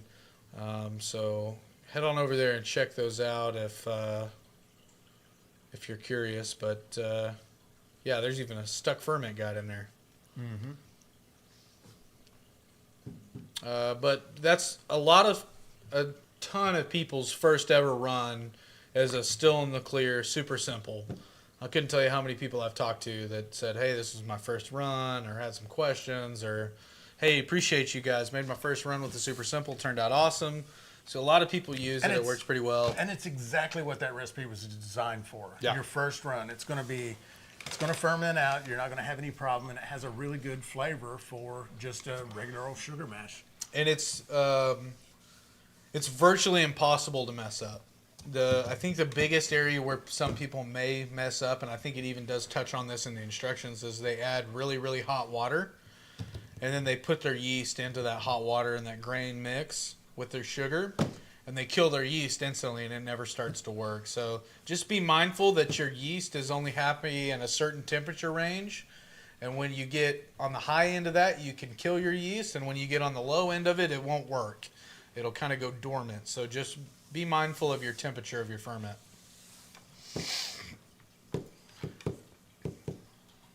Mud grips, I don't think Adam has access to school yet. I haven't set him up an account over there. I don't have access. Is my school tab still open, or did you close it out when you set everything up? I might have closed it. Raptor No worries. Ranch, what's up? Raptor Ranch in the house. Good to see you back. Hey, looks like it is. Looks like it is. Let's see. I will do that. Chrome. That's not it. That Oh. isn't it. Yeah, don't do that. I'll set you up a link. Okay, scroll down the community. Okay, let me Or get this. your that category right there that it's already in. Just scroll down. You'll eventually, it's been a while back, but you'll see a video of Zach riding a chimp or an image. I can't remember. I love that. There's a, What was that? that's an AI image of me as a professor. What? Yeah. Ooh, it's actually pretty good. Dude, that's pretty sick. It's actually pretty You got a good. little Moonshine still running into the wall back there. Love that, dude. Yeah. That's Sick. awesome. What else we got in here? Oh, we got pages and pages. Oh my gosh, it's so active over there all the time. Oh, look, They have a blast that was over another gif of me. The dude. Yeah, the dude. We may not be able to find it just yet. Oh, yeah, it's in there. Was that? No, don't scroll back up. That's not what I was saying. Oh, There it is. Oh yeah.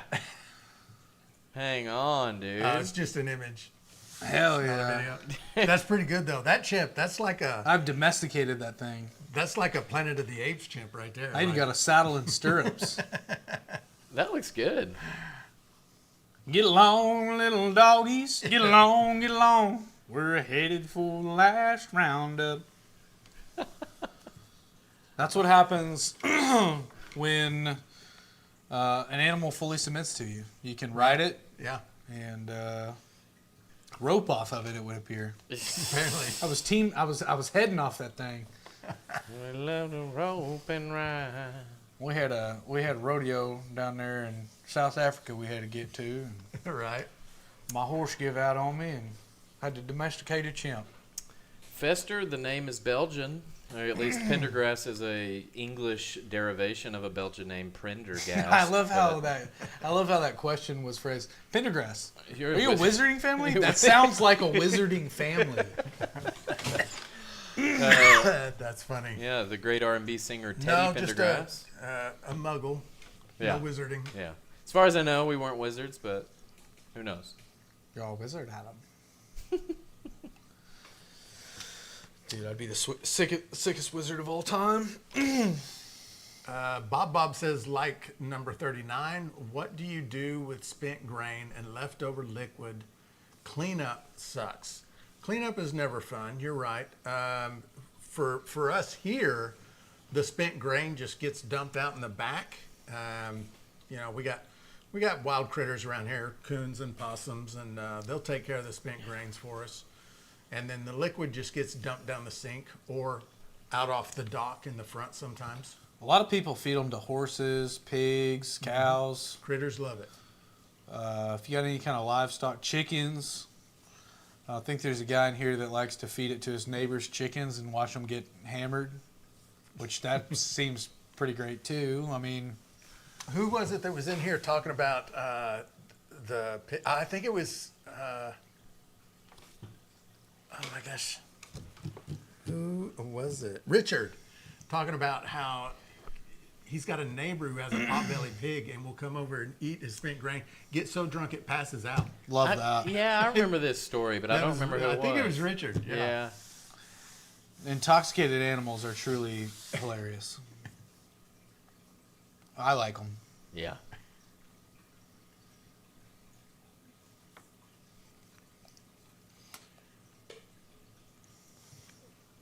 Mud grips. F. Foss said a lot at work. Benefits of being your own boss. Yeah, that's kind of true.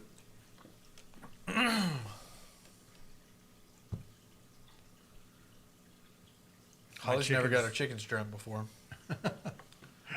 Just think about it. Mom had a horse that would chug Budweiser bottles. I love that. That's pretty cool. I love to hear that. I've had some buddies with dogs that really love beer. Lap up a couple bottles of suds real quick. Yeah, I've wanted to see kind of how my dog would tolerate that, but my wife won't go for it. What? I don't know. I mean, she's not home all the time, is she? That's a good point. I'm picking a Hey. bird dog up the week after the festival. Good call. I'll let him get to age, let him get to full weight, and then he's gonna be having some beers every once in a while. Yeah. We do good out, like we do good work. Gets a beer. Oh, dude, yeah, all the time. Would you show your drip right now? Yeah, it's right there. It's happening. Can they not see it on TikTok? They can see it. Jim, it is in the top left of the video above me. It's up here. If you can't see that, then over on the right-hand side of your screen by all the scrolling comments, you're going to have a little squarish box that you can click, and it will turn your screen sideways, and you'll be able to see it probably more clearly on TikTok.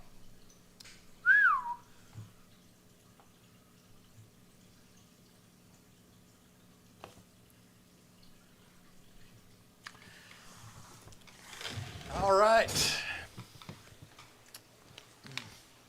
I'm grabbing another. Does anyone need one? I'll have one. I'm good at the moment.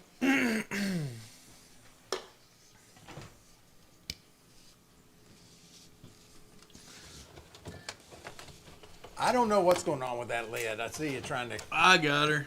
Did you get it? Yeah, it was a little cockeyed.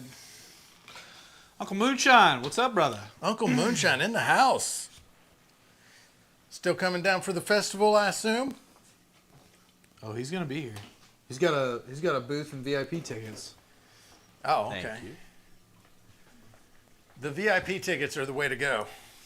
They're really the way to Catered go. food, open bar. The food that's gonna be in the VIP tent and the open bar, it's gonna be phenomenal. Worked really hard to make sure those of you that were interested in that kind of thing that partook in it have a really, really good time. So Local restaurant that is apparently one of the top restaurants around. yeah, I haven't got to eat there yet, but all I hear about it is how good it is. it's really good. And he's doing some special kind of off the menu stuff for us out here. So Which place is it? Piatto, Oh, yeah. yeah, Oh, my God. really good. Yeah, it's really yeah, good. Uncle Moonshine, don't drive your vehicle here. You'll just have to pick it up later. Yeah, I would just Uber over here. Jim, we're talking about the Shine On Festival. It's here. We put it on. It's October 4th. It's in Fort Smith, Arkansas. Let's see. Short little jump from Indiana. What is that? Hop, skip, and a jump. 10, 13 hours? Yeah, 10, 11, Yeah. 13 hours. Let's say Gary's pretty north. We'll say Gary to Fort Smith is... I'm going to be honest. If you put up a blank map of the U.S. with Yeah. just the outlines of the states, I'm going to struggle to point out to you which one on there is Indiana. Are you serious? I'm going to have a hard time doing I it. have a hard time with the Midwest.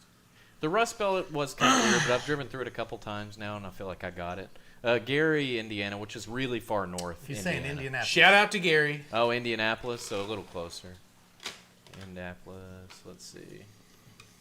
Yeah, Uncle Moonshine. Looking forward to it, brother. Looking forward to So it. you're just under 10 hours away from us. Sir Dig Dug with $20 super chat. That's 2 entries. Ooh. 2 entries for next week. Sir Shout Dick. out to the Doug. Trying to make sure he has another shot next week. Love it. Already on the wheel of doom and despair. Is this coming like week 3 times. the last week? Yeah. Yeah, Dig Dug's got a few on there. Yeah, he's got a really good shot. I don't blame him.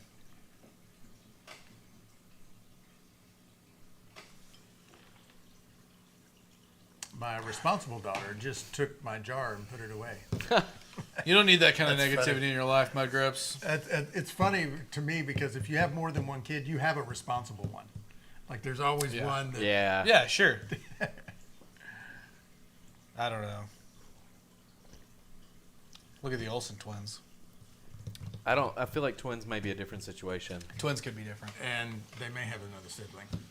Yeah. That's fair. I don't know. That's fair. I don't know. Yeah. It's like a Hunter Biden, Bo Biden situation. Yeah. You got one's like Army officer, Like a good guy. good, great, like future politician. Fine person. Yeah. Yeah. You got like Piece Hunter of Biden's shit. doing crack with strippers, Yeah. like illegally owning firearms and. Fester asks, is it a coincidence that the Shine On Festival is located a quick Duke Boys run to the next state?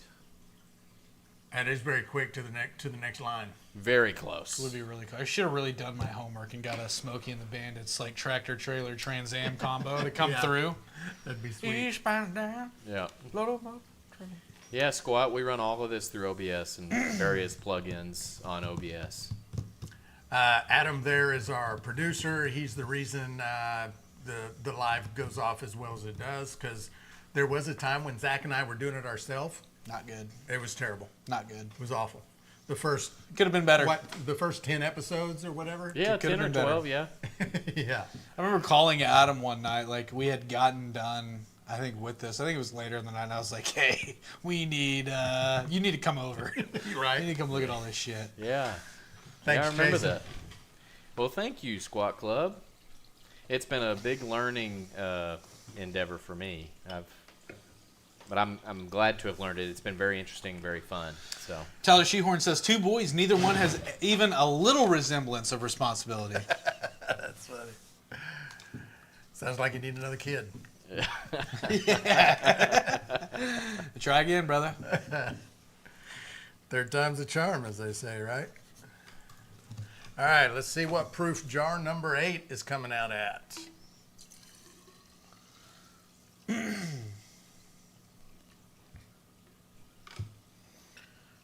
Still very clear, very nice.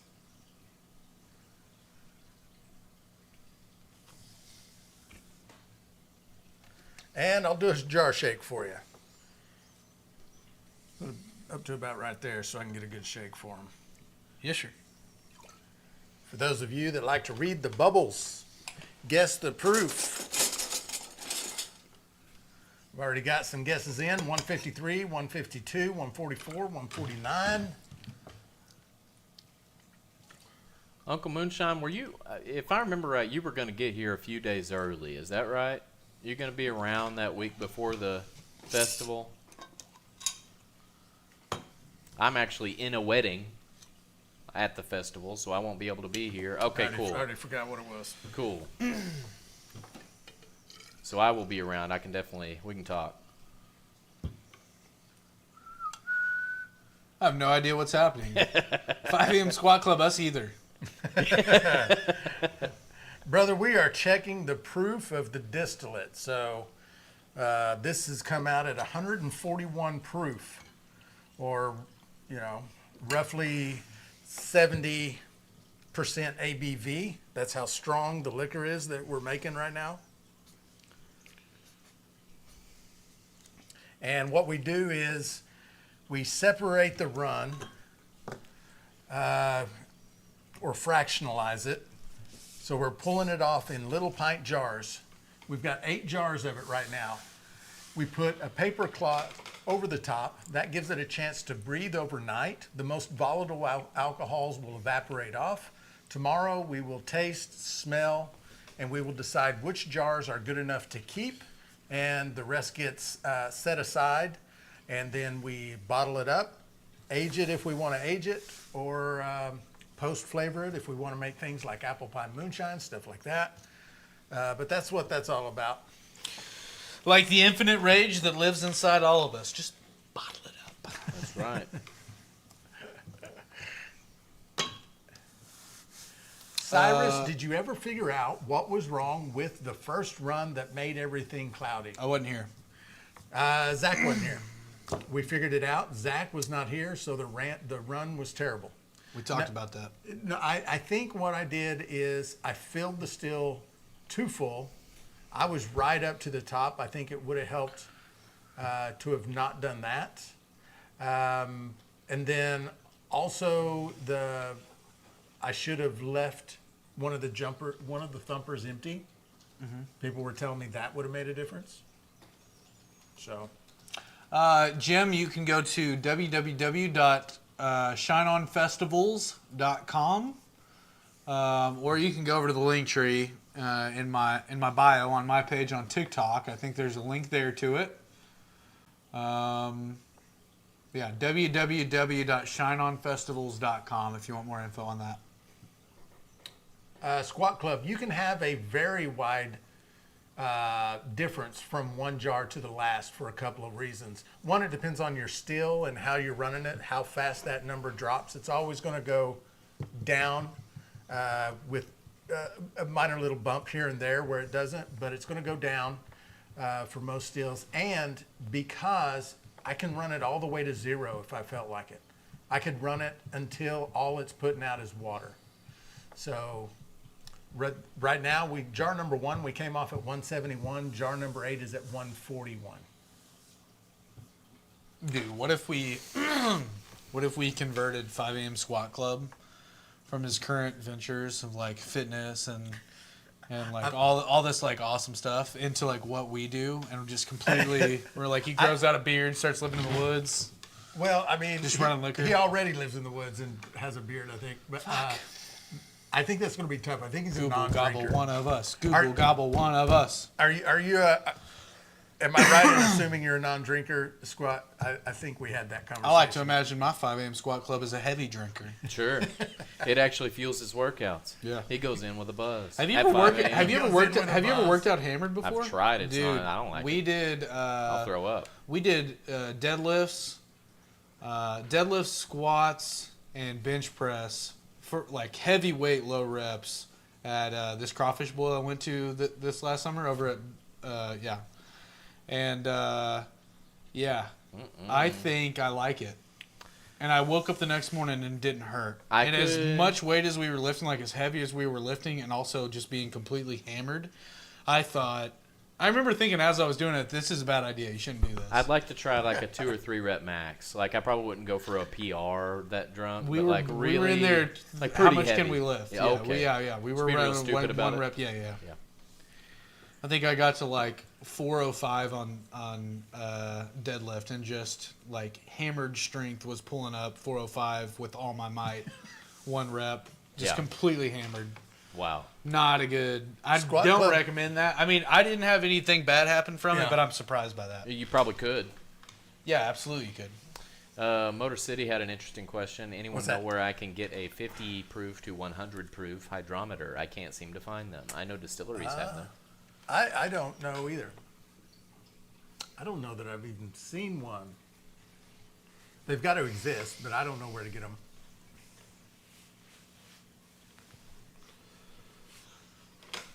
Yeah, 5 a.m. I was talking about mainly like I don't know, blowing out a knee or Rupturing a bicep tendon. ripping my back in half. He says generally it's more high volume that will leave you sore than high weight. That's true. Yeah, did a bunch of box jumps the other day. Forget about it. Oh yeah, Mud Grip. Send us some pics of a 50 yeah. to 100. Forget about it. Yeah. Hate that.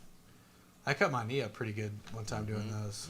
Just too weak to get up there, and also too weak to catch yourself. It was a CrossFit workout. And Yeah, I was exactly. Just, Yeah, they suck. Fester All Day is asking. I fell over, busted my knee open on the box, and then hit my forehead on the ground. Fester All Day is asking. Anyone make cannabis gin yet? I would like to try that. I have made. Would be cool. I have made Rick Simpson oil with 170 proof. So Yeah, You know, there's something there. I didn't drink it though. Like I was doing something. Yeah, I else guess with it. that's what you used to do the extract there. Yeah, isn't yeah. it? Yeah. That makes sense. Rather than I saw recommendations of like xylene and stuff like that. I'm like, I don't think so. I think Shine will work just fine. Really? Yeah. Or Tulane, or I don't remember what it was. but Toluene? Really? I think that was it. Interesting. I don't know anything about that, huh? Toluene. Scott says maybe I can hit that last number tonight. He wants on the wheel again. The distiller's wheel of doom and despair. Well, this is the top of the hour. Maybe we should see if he gets on there. Let's pull another name. Let's pull that final name. Are we pulling the fifth name? Pull Who it. is getting a chance to win this still back here behind us? We're giving away this Are we week. doing it? We're doing it. All right. Here it is. This is still number 9 that we've given away this year. It's crazy. 9 stills we've given away this year. What do we got? What do we got? What do we got? Who's there? Who's there? Show me a 1,000. 1006. Let's see what we got. Who is 1006? Who's going on the wheel? Let her have another spot.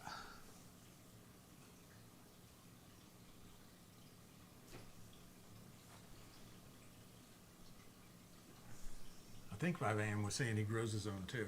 Yeah, Yeah. I saw that too. That's cool. So, let me get my thing back here. Pull up the wheel of doom and despair, And I'm and just gonna let's start. add 1006 to it. And the winner, or the final pull of the week, is NFT. NFT. Ray made it to the list. Sweet baby Ray. The folks love him.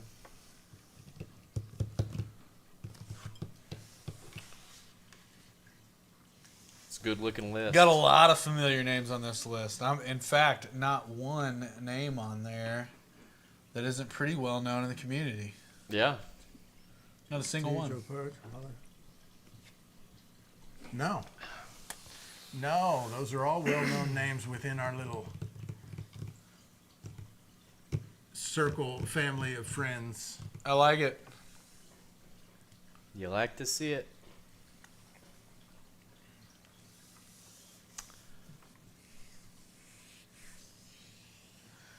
Collector Rick says if it was not for bad luck. He'd have none at all. Yeah.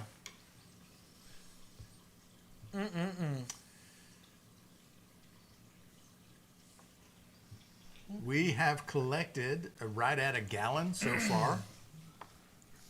Pretty good.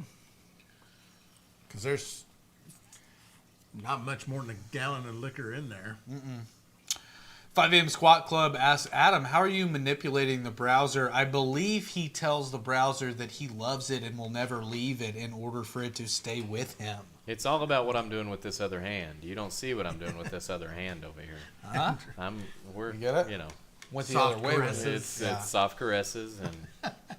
No, I've got a Your window mom just don't capture. understand me. Window capture plug-in. I've got the browser connected to that through OBS, and so I run it that way.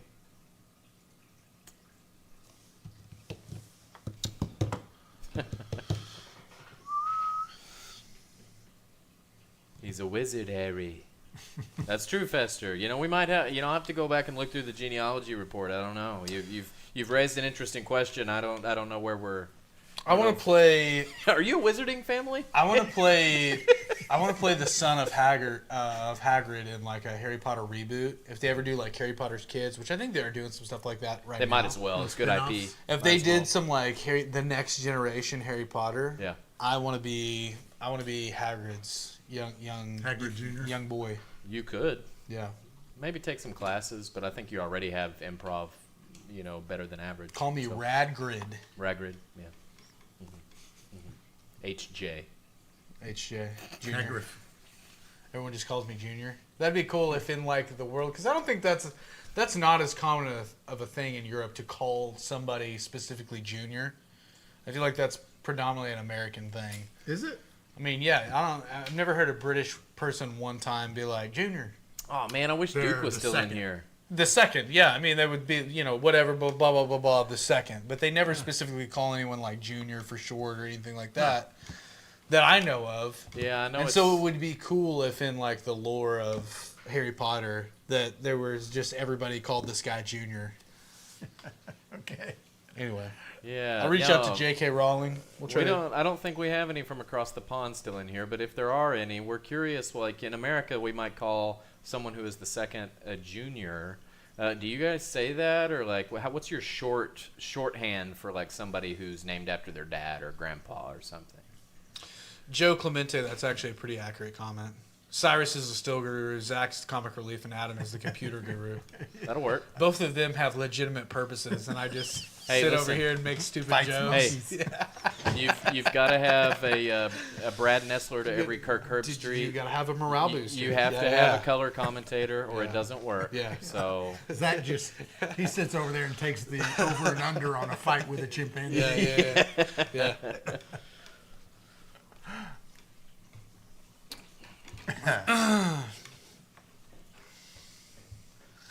That's funny. Squat Club is wanting some lessons there, Adam. Oh, okay, cool. We rent them out for $200 an hour, Squat Club. Yeah, so I'm gonna get my account set up on school, and Sai's gonna get me in that community. And if that doesn't work for DMing or whatever, then we can talk in some other forum. But yeah, I can help. Yeah, you'll be able to DM each other. Okay. Yeah. Jill says she's never heard anyone called Bubba. What? You live in Alabama She too. lives in Hang on. Alabama. You ain't never heard of a Bubba? That's kind of hard to believe, Joe. I know 3 Bubbas within like a 2-mile radius Right. of here. Yeah. What? We could throw a rock around here and hit a Bubba. Yeah. What do you say, Bubba? What do you say, Bo? Tiny. That's my favorite. I think like Bubba Jr. Tiny for a guy that's clearly anything but tiny is my favorite thing. I don't know why. I do like Tiny. Yeah. Tiny's cool. You wanna roll us out at the top of the hour? Let's do a little 2-minute intermission. Let people see the video of Sure. the still. All right. How much longer do you think we're... I don't know. We could wrap it up whenever you wanted to, really. But Let's take one here, and then we'll just see where we're at. all right, sounds good. All right, so we're going to take a short break here, a little 2-minute clip, a little segment on the DRC Stainless Steel back behind me. Use the opportunity. Grab a beer. Bathroom, good thing to do. Some of you, I think, have had a little bit too much to drink. Maybe go to the bathroom, purge the system, Certainly sounds reboot like it, it. start back up. Nothing wrong with that. While you're doing that, we're going to give you a few words about the fine folks over at DRC, and we will be... Welcome to the ABV live show. Tonight we are running the ABV10 from DRC Stainless Works. We've got some shop mash in there, and the last bit of our shop mash, I believe, this still purrs like a kitten. This is like it's the second time I've got to use it. We've run it here in the shop. This is like the 4th time. It's got a 2-inch electrical port. It's got a 4-inch column. It's got a 2-inch fill port. It's got a hurricane helmet, which has a copper coil inside there that you can run as a deflag, which I'm not running it tonight. It's got a sight glass on the front so you can kind of see what's going on. And of course, as you can see, 2 half-gallon thumper jars just working away. And a 2-inch shotgun condenser, so you can just push vapor through this thing with no problems. We're also giving one of these away this month, so this will make still number 9 that we've given away this year. Somebody gets this one at the end of September, so that's pretty awesome. All you got to do to enter to win is go to stillintheclear.com. Buy anything on the website, it's an automatic entry. If you buy a grain kit or grains, that's a double entry. We're going to draw 5 names every week. At the end of the month, we're going to take those 20 names, put them on the distiller's wheel of doom and despair, and we're going to pull one off. We're going to spin that wheel and eliminate names until there's only 1 name left. That's going to be the winner. So glad you guys came out to watch, and I'll see you in a little bit. Back now with a riveting episode of Bodily Functions and You. 2 things to know to prevent those unwanted excrements. Cyrus? I don't have a clue. Nothing for us on that front. We're back. And, we're coming up, jar number 9 going to come off there. This thing has tapered, I think, since we took the mason jars out, this thing's tapered a little bit more than it normally does. It's kind of doing that more gradual slowdown. It's a typical run for something that has no thumper, no reflux. Well, it does have some passive reflux. Yeah. But no thumpers whatsoever. Yeah. It's very typical for that. Yeah, just kind of that slow fall, whereas normally, if we're running thumpers and a D flag, and we'll stay at 170, 170, 170, 170, 170, and then just all of a sudden, bam, 150, 120, 40. 101. Yeah. The submarine still is really intriguing to me. Would really like to get one of these. Yeah, boom. And I'm not just saying this because I've been talking with DRC for so long, and but this is one of the coolest stills. I mean, it really is. The way it works, the way it's designed, how time efficient it is. If you want it to be, now you can turn all the stuff off and run it probably to the same extent and time frame as any other still, but. What I think is, if I had to pick out what's the coolest fact about this still, I think it is just the sheer time that it shaves off a stripping run, It's very for fast. example. It runs very fast. You can strip. I love all the stills that we use. I don't think that we have another one where you can strip liquor as fast as you can with this. The closest would be the Mile High with the 3-inch column. Yeah. That would be the closest one. But so that's- Big Doug says if he doesn't win one, he's buying one. Love that. Yep. DRC would rejoice to hear it. Yeah. He is He taking might orders. still be in here. That's also the good thing about DRC right now is his turnaround time is really pretty good. But here 2 or 3 months from now, he may be like a little behind. So I mean, I think right now, if you were thinking about ordering one, if you wanted to wait till the end of the month to see if you win this one, that's awesome. But also, I think if you got an order in shortly after the end of this month, I think that you're not going to have to wait a month, 2, 3 months out. Right. That you could probably get it pretty quick.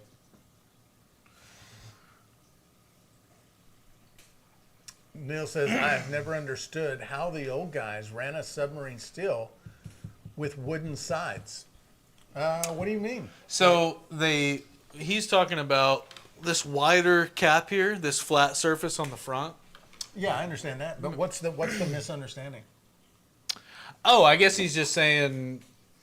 So it's wet on one side, so it's not Yeah. going to catch fire or anything like that. It's wet, so it swells. So it's going to seal up. Yeah, I don't know. Works fine. The wood just swells up and creates kind of a waterproof seal right there where it joins the stainless or the copper. Copper was more Yeah. predominant back in those old school, all the old Prohibition photos. You see those big submarine stills where they're driving pickaxes into them and destroying them and stuff. Yeah. How do they not leak? Yeah, it's kind of like how a barrel doesn't leak, a wine barrel or a whiskey barrel. It swells up as it gets wet. Also, you got to think too, Neil. They're heating that still up, and that mash. When if you pour boiling liquid or really hot liquid over wood, it's going to swell faster than it would if it was just holding room temp water or So the combination of the heat and the water, I mean, it just swells up and it's tight. Mm-hmm. That said, we don't have any stills where there's kind of a wood component to them, but would be cool just to build a. It might be fun, like with one of our projects that we have coming up that we haven't talked with any about, but the DIY project where we'll That'd be cool. buying sheets. Maybe we just make one. That'd be fun. All right, let's stop talking about this for Okay. now. All right. Touch back on this later. You don't heat the wooden steel directly. You pump steam into them. He said Well, pimp steam. Yeah, you pimp steam. Pimp that steam into that thing. Actually, they did heat them directly also. They did both. Yeah, I remember seeing a lot of photos where they were like wood firing them. But also like those stills are, golly, I mean, some of those stills they were using were so massive. I mean, you could build your fire kind of directly under those things and you never even have to risk coming over the sides of them. I mean, they're just so wide, Yeah. Apparently, David Blair asked a question about rehydrating a barrel. Oh, Can you find it for us? Yeah. David Blair, David Blair, David Blair, David Blair. Boom. I have a few 5-liter charred oak barrels that haven't had liquid in them for at least a decade. Any guess on how long it's going to take to hydrate them? David, you could be surprised. You could honestly be surprised. I think if you pour some, first off, let me say, if they've been sitting that long, again, sealed or no, I would hit them with a little Star Sand and some hot water. Really hot water and Star Sand. And shake them up and let them set. I mean, they're going to leak like sieves at first, and then it's just going to gradually get better. But I would make sure to have some Star Sand in those, and I think you'll be surprised, man. If you kind of beat the rings down on them as you go, 5-liter, you're talking about, what is that, a 2-gallon barrel? It's 1.8. 1.8. So, yeah, I mean, No, it's not. 1.3. It's 1.28. Or is it 3.8 liters in 1 gallon? well, there's a 2 I think liter. it's like 1.28. 2 liter is slightly less than a gallon. Jeez, why don't I just know that? Listen, man, we can't be mad. We did not create this metric system versus, Right. there's so many different volume. I mean, I can't convert. Well, but It's like kilograms to pounds. I know it's like That's 1.32 gallon. 3.2. Okay. yeah. That I would- it's not going to be a problem, David. I'd submerge them in your bathtub if you've got the opportunity Yeah, to do that. that's what I was going to say. The first thing I would do, since it's been decades, I would open up, I would take the spigot out. I would go into a dark room and I'd put a flashlight directly against the hole of the spigot. If you can see, if there's light coming between the joints, then I would soak it in the tub first because it's going to need a lot of hydrating, and I just put it in there and soak it. The shop Infinity barrel. I mean, that barrel had been sitting for years. I mean, I don't know how many years, but it hadn't been filled in years. And it's it's full 53 gallon, and it really wasn't that bad. I mean, it took it a couple days. 4 or 5 days, maybe. Took it probably 3 days before it was sealed, and then the other day was just for good measure. It's not gonna be as bad as you think, though. Look at any urinal; it has the metric and American conversion. Yeah, on it. yeah, it's I was 3.8. wondering what he meant up there. He said it's on the back of all toilets. Yeah, I was like, what is? 3.8 liter to 1 gallon. Okay. All right. Yeah. I knew the 2.2 pound one, Richard. That I actually I run into that one on a more common basis than the gallon one. I mean, pretty much everybody knows how to convert a quarter ounce. Yeah. Right. It scales, well,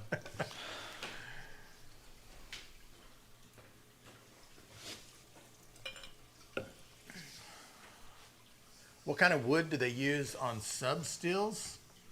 Man, I don't know if there was a specific kind that they used, honestly. I'd imagine you could use just about anything so long as it wasn't treated. I don't know. I mean, I bet any of the hardwoods, I bet you hickory's a good option. I don't know that I'd use pine or cedar or anything that contains any sort of oil or sap. I wouldn't use anything treated, but I bet, oak, hickory, I guarantee you there's been tons and tons of stills that were sidewalled with oak, and I bet you Yeah. they had no problems out of them. Oak was so common. Yeah.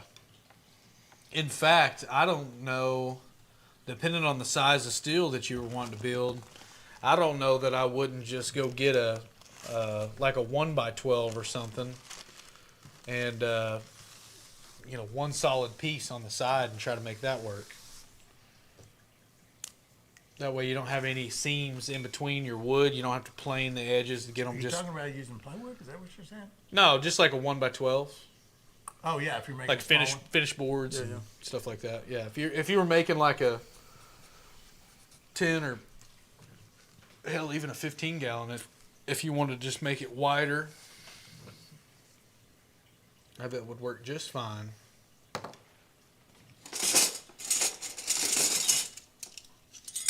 Yeah, David, that's basically how I look at it. He said my Arkansas translation is a quart and a liter are the same.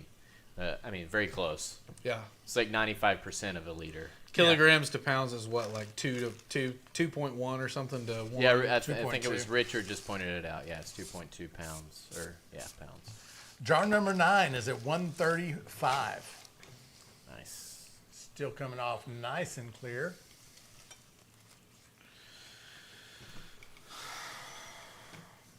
I'm sad that I never got the opportunity to meet Popcorn. Well, I didn't get to either. I didn't either, and if it makes you feel any better, he didn't give a shit about any of us. Not to say anything, not saying anything bad about him. That's the kind of guy he was. I don't give a damn how famous I am, about that anyway. He would have been a hoot, though. Golly, could you imagine some of just the funny little grandpa jokes that guy had? Hundreds of them. Hall of Fame dad jokes. Dude. Yeah, no doubt. What do you get when or walked into a bar jokes? Probably had hundreds of them on deck. My great grandpa, before he got Alzheimer's really bad, How do you know? he had 100 different little sayings like that. I like it whenever they just start telling a story and it sounds like a story that they like some guy that they knew. Just a Just a joke. And it's a joke. Just a goof. Just a goof. Yeah, this guy I know, he went over, he just starts rambling off something and it's Yeah. just off the wall. He got his wiener caught in his car door. And he had this dentist that was walking down the street. He Yeah. said, "Hey, Doc, could you come help me out?" And you're just like, Yeah. next thing you know, it's like, wrecked him, damn near killed him. That's it. Yeah, I like them little jokes. The 5-pound hole was a classic popcorn joke. Terry, I don't know that one, I don't guess. I don't know it either, Terry. You're going to have to. Elaborate. Tell the class. Who knows the 5-pound hole joke? I mean, other than.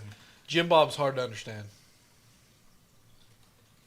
I don't even know how you weigh a hole myself, but.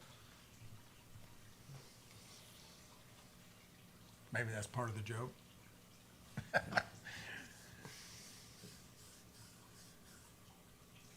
Yeah, Jim Bob's kind of like the guy off King of the Hill, Yeah.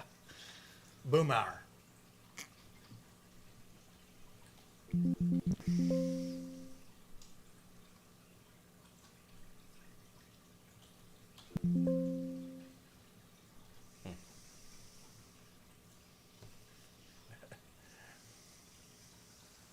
Terry says not in here. Very adult content. Oh, All right, all right. right then. Maybe over on school. There's Well, Yeah. that's just going to make it worse. My interest is now Yeah. all the way peaked. peaked. maybe you can't even put it on school. Windsong might delete something like that. Oh. You could DM me. Really, I really want to know how a 5-pound hole ends up being a punchline. I can make a couple guesses, but I'm not. So I have an account set up now. Just need an invite. So Okay. I will get you one.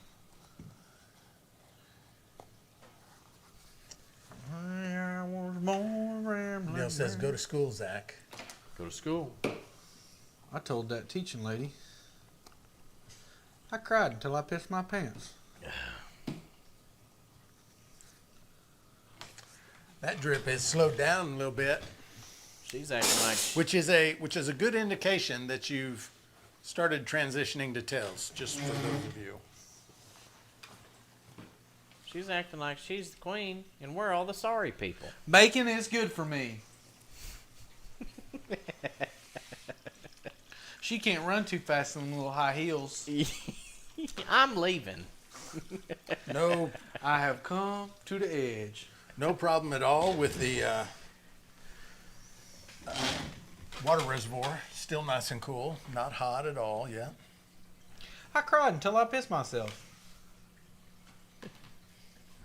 It was in Popcorn's interview with Johnny Knoxville. Okay, I'm going to go find that. Oh, hell yeah. That should be readily available on the Yeah. interwebs. I had no idea there was a Johnny Knoxville I interview didn't of either. Popcorn Sutton. That's got to be good.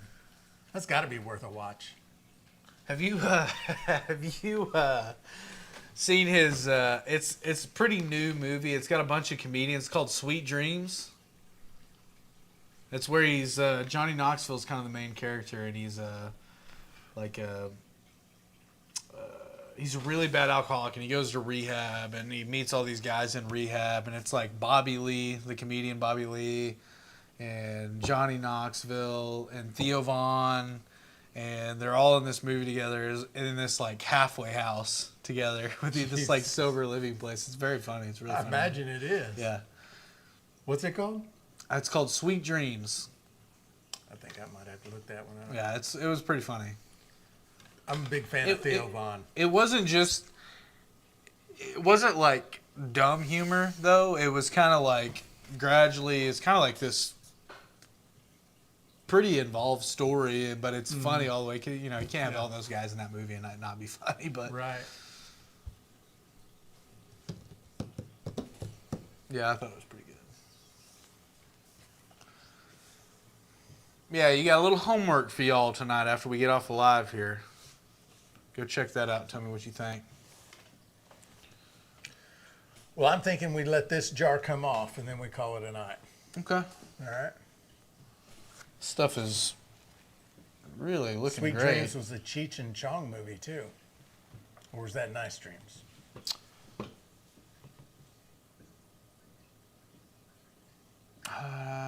Up in Smoke.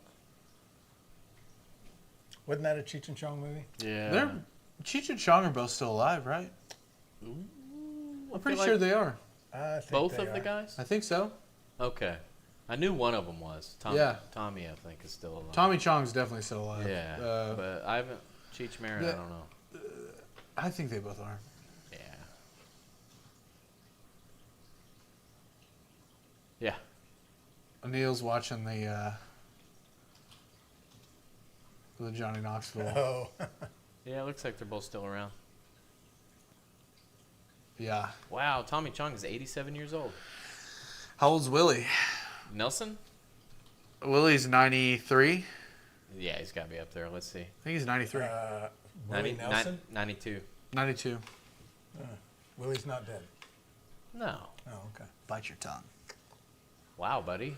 Yeah, no, Willie, favorite Well, I was thinking that. country music singer of all time. Seen him once now.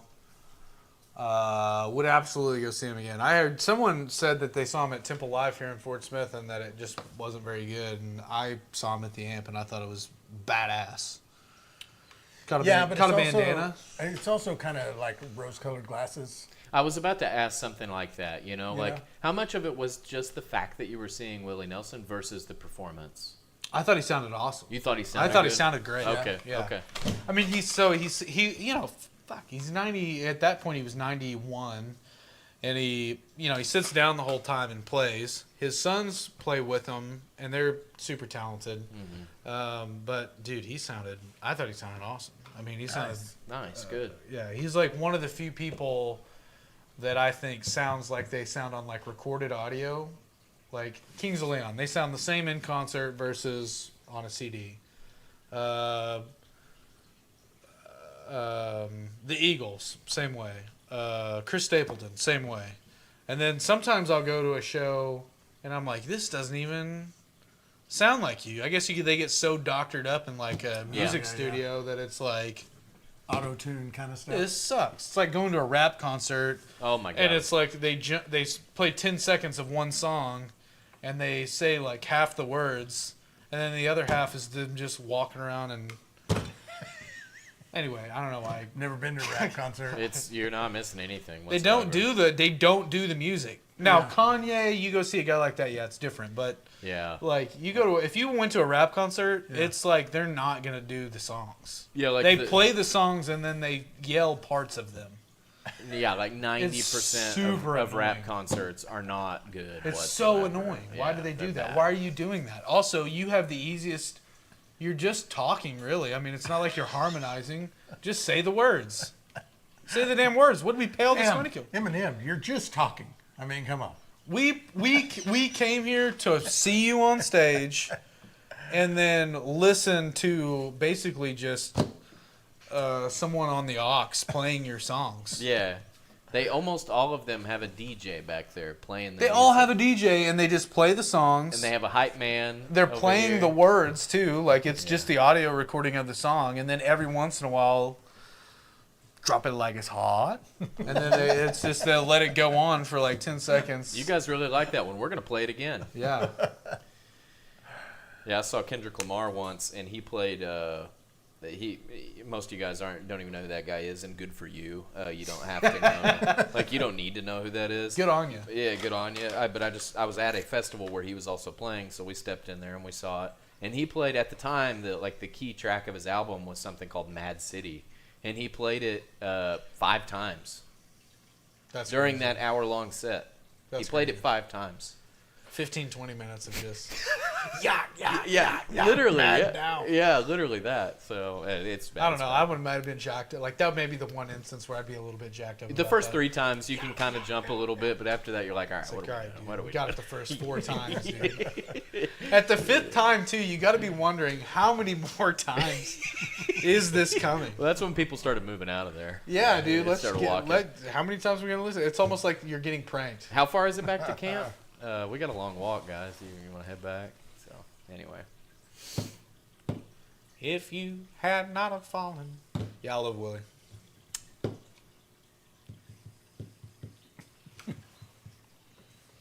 I'm not happy with Willie. He pushed for short-sighted legislation that led to the Maui wildfires. Don't know anything about that. He does live in Hawaii. He's next door neighbors with Owen Wilson, if you're ever curious about that. They play dominoes together, and I always like to imagine what that's like. Yeah, I don't know anything about that. Don't know anything about it.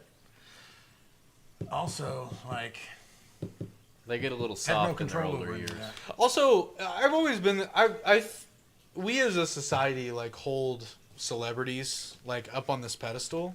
Yeah. I only like celebrities for their show business aspects. That's it. I've never once listened to a celebrity talk about their worldviews, their politics, Don't care. their opinions on the healthcare system, Yeah. and been like, oh yeah, this is who I want. I like this person better now. No, I could give a shit. And also, that goes the opposite way. There could be a person out there that's like a total piece of shit, and is like, I'm not listening to you because I think you're a good moral character that I should listen to, or that I should look up to. Yeah. I'm listening to you because I like the sound that you make Right. when you play instruments and sing. Yeah. That's it. Yeah, I'm the same way. Actors, musicians, like I don't care what they think. Just do the thing you're good at. Dance. Yeah. Tom Cruise, love that you're a Scientologist. Cool. Keep making movies. Dude, That's all I be really care crazy. about. Mel Gibson, blow up on people on their voicemail. I don't care. Joe Parks asks, do you activate yeast or just pitch? Come on, Thank you, Joe. We got a Joe. tangent sometimes, but thank you for wrangling us. She's like, you guys have been going on for an hour. Yeah, we're talking about that for a little while. Oh, I love her. I love her. Joe Parks is like, how many people in here give a shit about rap music? What are y'all doing? What are y'all talking Hey, about? I saw Fester said he was at Woodstock 99. That's crazy. That would have been crazy. Dude, you saw Limp Bizkit? Good Lord. Anyway, all right.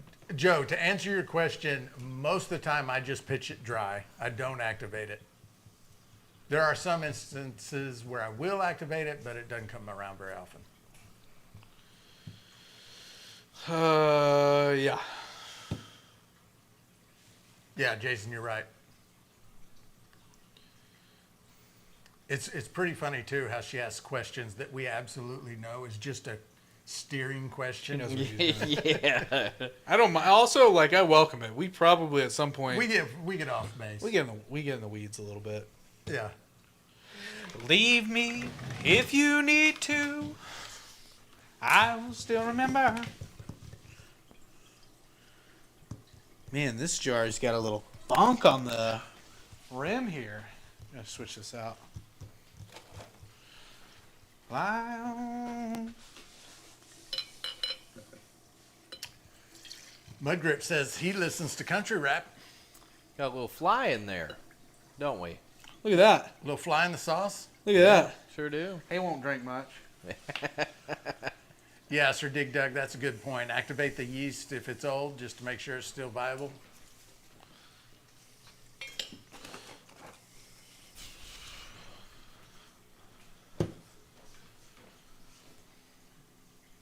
Oh, I thought you were bringing me a jar just because of the fly.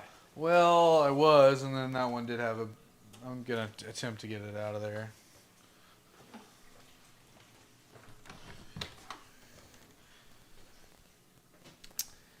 Terry says, I like to activate just so I have another jar to wash and to see if yeast is still viable. Yeah. Ow.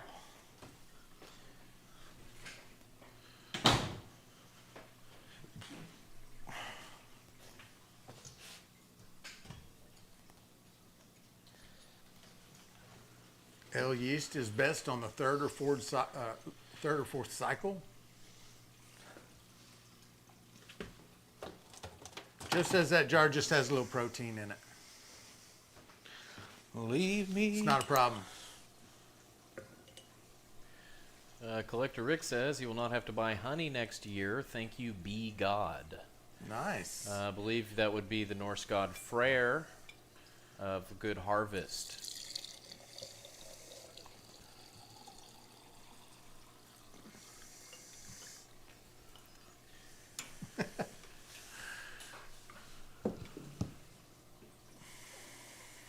Mud Grips has already thrown his guess out. 127.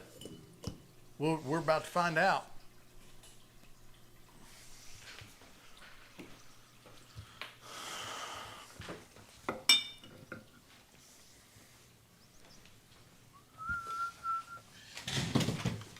That gun drip just shut down, didn't it? Oh, we're out of propane. I turned it off. Oh, okay. I turned it off. Oh, that's right. This is the last jar.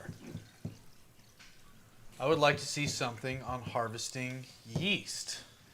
David, there pretty is a video on our channel, on the Still in the Clear channel, how to harvest wild yeast. Also, I did a how to make brandy with just nothing but what you get from the woods. So those are both there. This jar number 10, has come out at 119. That jar fell pretty quick. Fester all day is talking about cycling the yeast. Anyone done a sour mash or yeast cycle that long? I think that the longest sour mash, again, it's the internet. People tell tall tales, but this came from a pretty reliable source. It was 23 generations. That is a bunch. Of culling grains and replacing, and I mean, I think once you get past 7 or 8, you probably got to be pretty. I would say 8 to 12 is probably the longest most people go. Yeah. And I think there was some filtering, and I think that there was a lot of culling, and yeah, high maintenance at that point for sure. Terry was the closest without going over with the 116. Well, I say we shut it down. You want to roll us out of here? All right, guys. Well, it's been awesome hanging out with you guys this week. Another successful week of the ABV Society live show. For those of you that are members, we will see you tomorrow morning. For those of you who aren't, we'll see you on the Saturday morning Rise and Shine. Tina, thank you for the heart me. It is in the middle of my outro, though, and I don't like that. No, Tina, I'm just kidding. Tina, don't do that again. But also, I've got a job to do, okay? Anyway, been fun hanging out with you guys this week. Had a fun time running this hodgepodge of mead, wine, beer, alcohol, different moonshines, post-flavored and not. But that said, we will be back next Thursday at 5 p.m. Central Standard Time, and we're also going to be finding out who is going to be the winner of the DRC Stainless behind us. For those of you that don't have entries that want them, you can go to stillinttheclear.com, make any purchase, single entry, grain kits, ingredients kits, or double entries, and we will see you next week. See y'all later. Later, Bye, guys. guys.